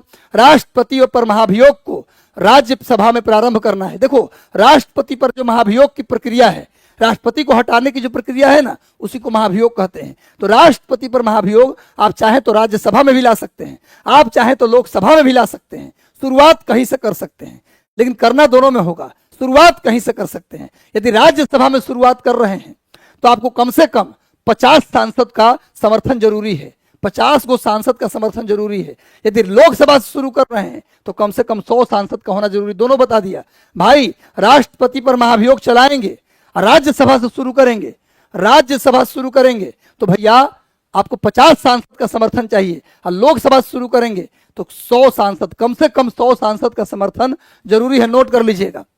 चलिए आगे बढ़ते हैं, दोनों बात याद कर लो। राज्य के नीति निर्देशक सिद्धांत के किस अनुच्छेद में पर्यावरण संरक्षण की बात की गई है? राज्य के नीति निर्देशक सिद्धांत के कौन से अनुच्छेद में पर्यावरण संरक्षण? अनुच्छेद 44 जो है वो क्या है जी? Uniform civil code, uniform civil code, UCC. अभी हाल ही में कौन सा राज्य है जहां पर यूनिफॉर्म सिविल कोड लागू किया गया है? तो लिख लो, उत्तराखंड में। हाल ही में कौन सा राज्य है जहां पर इसको हिंदी में बोलते हैं एक समान नागरिक संहिता, नागरिक संहिता, एक समान नागरिक संहिता, एक समान नागरिक संहिता लागू किया गया हाल ही में। कहां? तो उत्तराखंड। अब तक भारत के कितने राज्य हो गए जहां पर एक समान नागरिक संहिता यानी यूनिफॉर्म सिविल कोड कितने राज्य में लागू है? अब 2 राज्य में। पहले से गोवा में था, अभी हाल ही में उत्तराखंड ने लागू किया। तब भारत के 2 राज्य हो गए जहां पर एक समान नागरिक संहिता लागू है। यूनिफॉर्म सिविल लागू करने वाला पहला राज्य था गोवा, और हाल ही में उत्तराखंड ने भी लागू कर दिया है। कौन सा अनुच्छेद में है? अनुच्छेद 44। अनुच्छेद 45 में शिक्षा, शिक्षा का अधिकार पहले किसमें था? अनुच्छेद 45 में ही था। अब अनुच्छेद 21A में भी है, अनुच्छेद 51 में भी शिक्षा की बात की गई है, 51A में भी बात की गई है शिक्षा पर, 21A में भी शिक्षा की बात की गई है, और 45 में भी शिक्षा की बात की गई है। 48 में क्या है जी? उपयोगी। 48 में है उपयोगी पशुओं की सुरक्षा, उपयोगी पशुओं की सुरक्षा, सुरक्षा।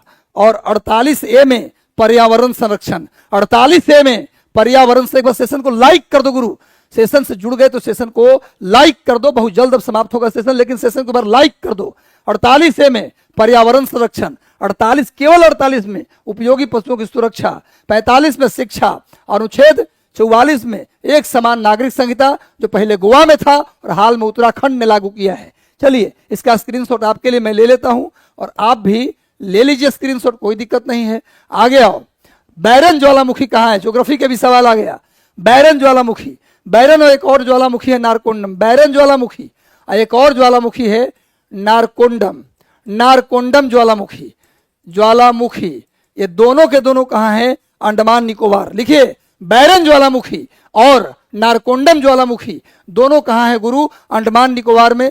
अच्छा सेशन अच्छा लग रहा है ना आप लोगों को? मजा आ रहा है ना? हारना मना है। याद रखिए जीवन में संघर्ष जिसने देखा, दुख जिसने देखा, सफलता भी उसी को मिला, एकदम याद रखिएगा। और जीवन में सफलता या पढ़ाई की जब तक कोई बड़ी चोट न लगे इंसान मेहनत नहीं करता है। लाइन बताया था ना, पानी में अक्स देखकर खुश हो रहा था, अश्क मतलब परछाई होता है। पानी में अश्क देखकर खुश हो रहा था मैं, पत्थर किसी ने मारकर मंजर ही बदल दिया। एक बार चोट लगे, पत्थर लगे, अपने आप इंसान लग जाता है। नारकोंडम और बैरन ज्वालामुखी कहाँ है? अंडमान निकोबार में। नोट कीजिए एकांकागुआ ज्वालामुखी कहाँ है? तो ये भैया चिली में है, एकांकागुआ चिली में है। और कोटोपैक्सी और चिम्बेराजो, कोटोपैक्सी और चिम्बेराजो ये ज्वालामुखी कहाँ है गुरु? तो कोटोपैक्सी चिम्बेराजो इक्वेडोर में है। स्ट्राम्बोली ज्वालामुखी भूमध्य सागर में है और लिपारी द्वीप पर है। स्ट्राम्बोली ज्वालामुखी भूमध्य सागर में लिपारी द्वीप पर है। स्ट्राम्बोली ज्वालामुखी को भूमध्य सागर का प्रकाश स्तंभ कहा जाता है। माउंट पोपा, माउंट पोपा ये कहाँ है भैया? तो ये है म्यांमार में, म्यांमार में है। क्लियर है? इसके बाद माउंट किलीमंजारो ये तंजानिया में है। माउंट किलीमंजारो इस ज्वालामुखी का नाम है, तंजानिया में। नोट करिएगा इतना। आगे आ जाओ नेक्स्ट। और नारकोंडम और बैरन अंडमान निकोबार में है।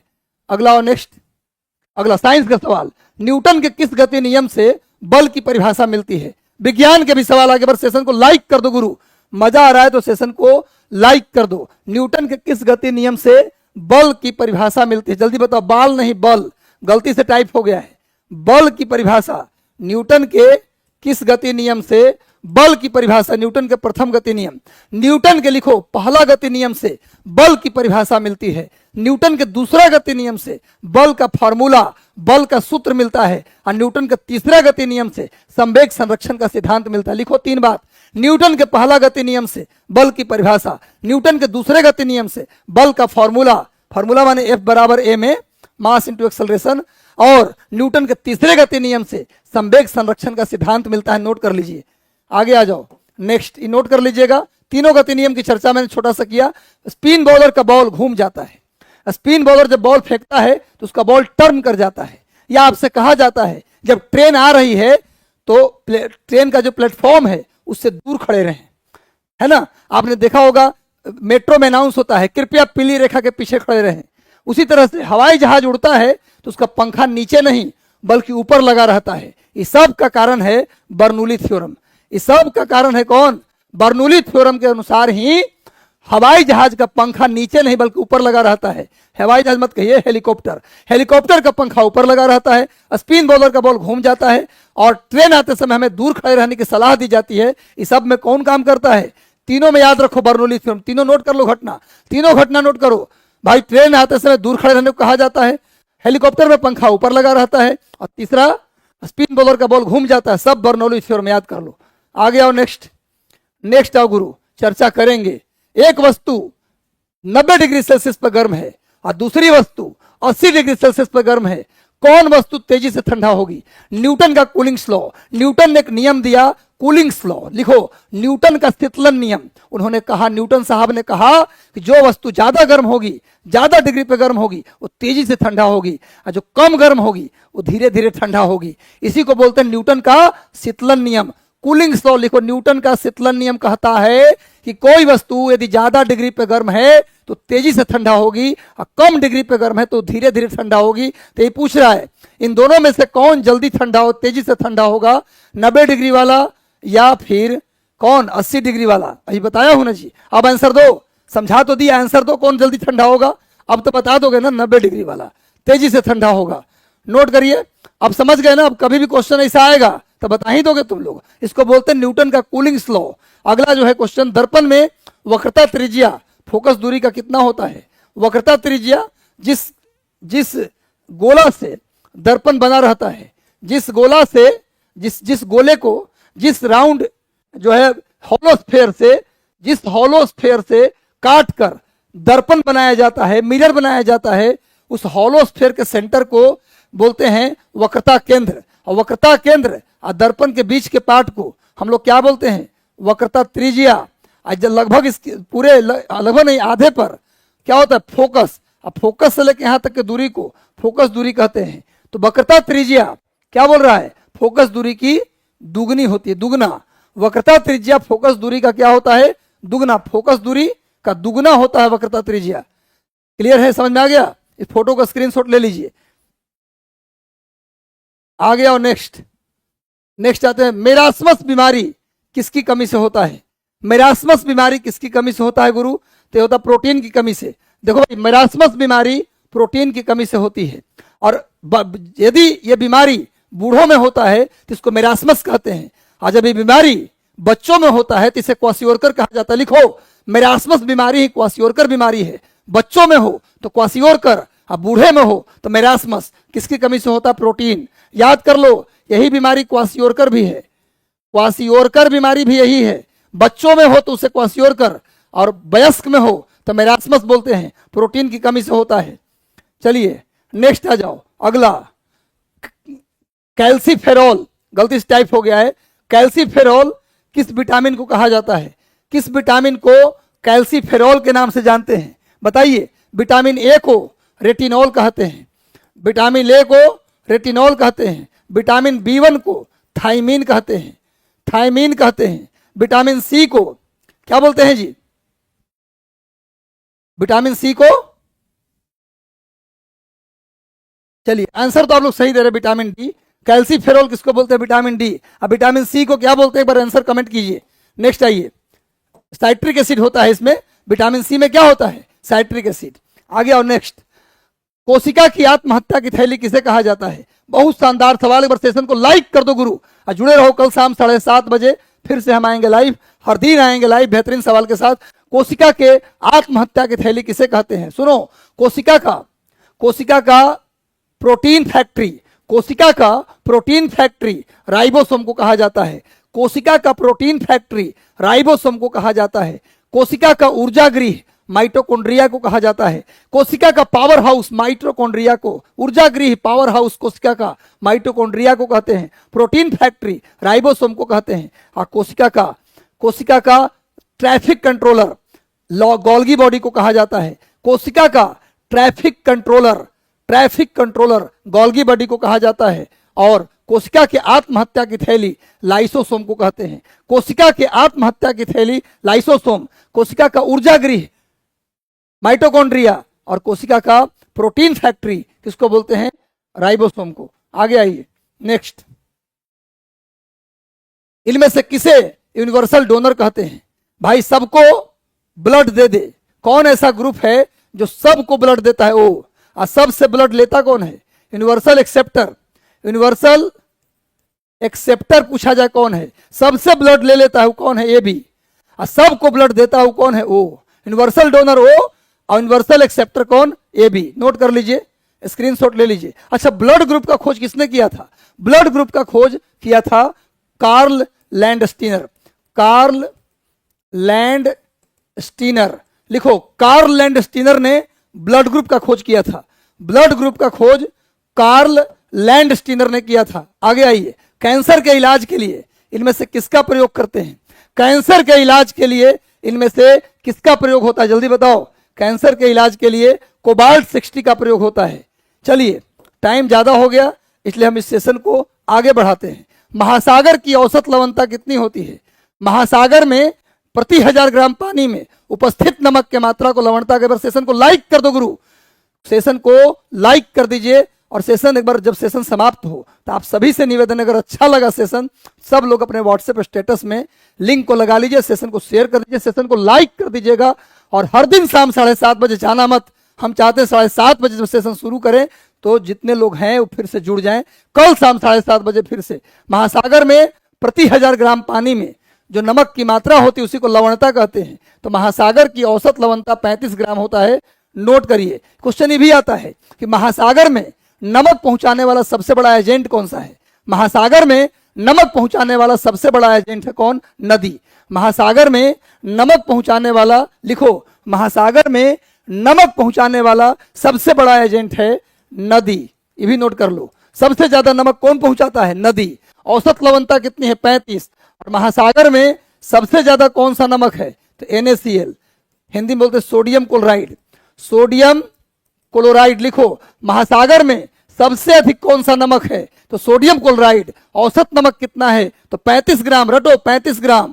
सबसे ज्यादा नमक कौन सा है? Sodium chloride. अब महासागर में नमक ले जाने वाला सबसे बड़ा एजेंट कौन है? नदी। नोट करो गुरु, स्क्रीनशॉट ले लेते हैं आपके बदले, आगे बढ़ते हैं। नेक्स्ट, जब सूर्य और पृथ्वी के बीच चांद आ जाए तब कौन सा ग्रहण लगता है? सूर्य और पृथ्वी के बीच चांद आ जाए तो कौन सा ग्रहण लगता है? एक बार सेशन को लाइक कर दो गुरु। और हर दिन शाम 7:30 बजे हम जुड़ेंगे, भागना नहीं है। इससे भी बेहतरीन और बेहतर होगा कल, उससे बेहतर और कल होगा। हर दिन बेहतर से बेहतर होता चला जाएगा। एक सवाल नहीं छूटने देंगे गुरु। आप 7:30 बजे तैयार रहिएगा। और एक टेलीग्राम चैनल है मेरा, उससे जरूर जुड़ जाइए भाई। टेलीग्राम का लिंक वीडियो के डिस्क्रिप्शन में दिया हुआ है, उससे जुड़ जाइएगा जाके। आज टेलीग्राम से जरूर जुड़ जाइएगा। जब सूर्य और पृथ्वी के बीच, सूर्य और पृथ्वी, अर्थ, सन के बीच अगर मून आ जाए तो कौन सा ग्रहण लगेगा? सूर्य ग्रहण। पृथ्वी पर हम खड़े हैं, बीच में चांद आ गया तो ढक कौन गया? सूरज ना जी। पृथ्वी या सूरज के बीच चांद आ गया तो हम यहां खड़े थे तो चांद बीच में आ गया तो दिखाई कौन नहीं देगा? सूरज। तो कौन का ग्रहण किसका ग्रहण लगा? सूरज का। भाई पृथ्वी और चांद के बीच, पृथ्वी और सूरज के बीच जब चांद आ जाए तो सूर्य ग्रहण लगता है। भाई पृथ्वी पर हम खड़े थे, अब बीच में कोई आ गया तो ढक कौन गया? सूरज। तो सूरज का ग्रहण हो गया। तो भाई पृथ्वी और सूरज के बीच चांद आ जाए तो सूर्य ग्रहण, और सूरज और चांद के बीच पृथ्वी आ जाए तो चंद्र ग्रहण। याद कर लेना इतनी बात। सूरज कभी बीच में नहीं आता। नेक्स्ट आते हैं, अगला लास्ट सवाल था। 50 सवाल हो गया। आज भी हम हाफ सेंचुरी पूरा किए 1.5-2 घंटे में। तो कैसा लगा आज का सेशन ये जरूर बताइएगा कमेंट बॉक्स में। मजा आया तो एक बार सेशन को लाइक करके जाना गुरु, बिना लाइक के मत जाना। और सभी लोग मजा आया तो लिंक को अपने व्हाट्सएप स्टेटस में लगा दीजिए ताकि अधिकतम लोगों तक बात पहुंच जाए। सेशन को शेयर कर दीजिए। और टेलीग्राम लिंक हमारा दिया है डिस्क्रिप्शन में, उससे जाकर टेलीग्राम अवश्य ज्वाइन कर ले। हर दिन शाम 7:30 बजे मिलेंगे यहीं, और इससे भी ज्यादा बेहतरीन सेशन के साथ मिलते हैं कल शाम को। तब तक के लिए शुभकामनाएं, शुभ रात्रि। खूब खुश रहिए, खूब ताकत आपको मिले। रात दिन पढ़िए, आग लगाना है गुरु। भाई लग गई आग मेरे घर में, बचा ही क्या है? अब बच गया मैं तो समझो जला ही क्या है। जहां खड़े हो जाओगे, ठान लोगे, साम्राज्य खड़ा हो जाएगा। हारना नहीं है गुरु। चलिए मेहनत से पढ़िए, हम आपके साथ खड़े हैं। मिलते हैं कल शाम 7:30 बजे। तब तक के लिए शुभकामनाएं, आशीर्वाद। खूब खुश रहिए। Thank you so much. Session को लाइक कर दीजिए, शेयर कर दीजिएगा। Thank you.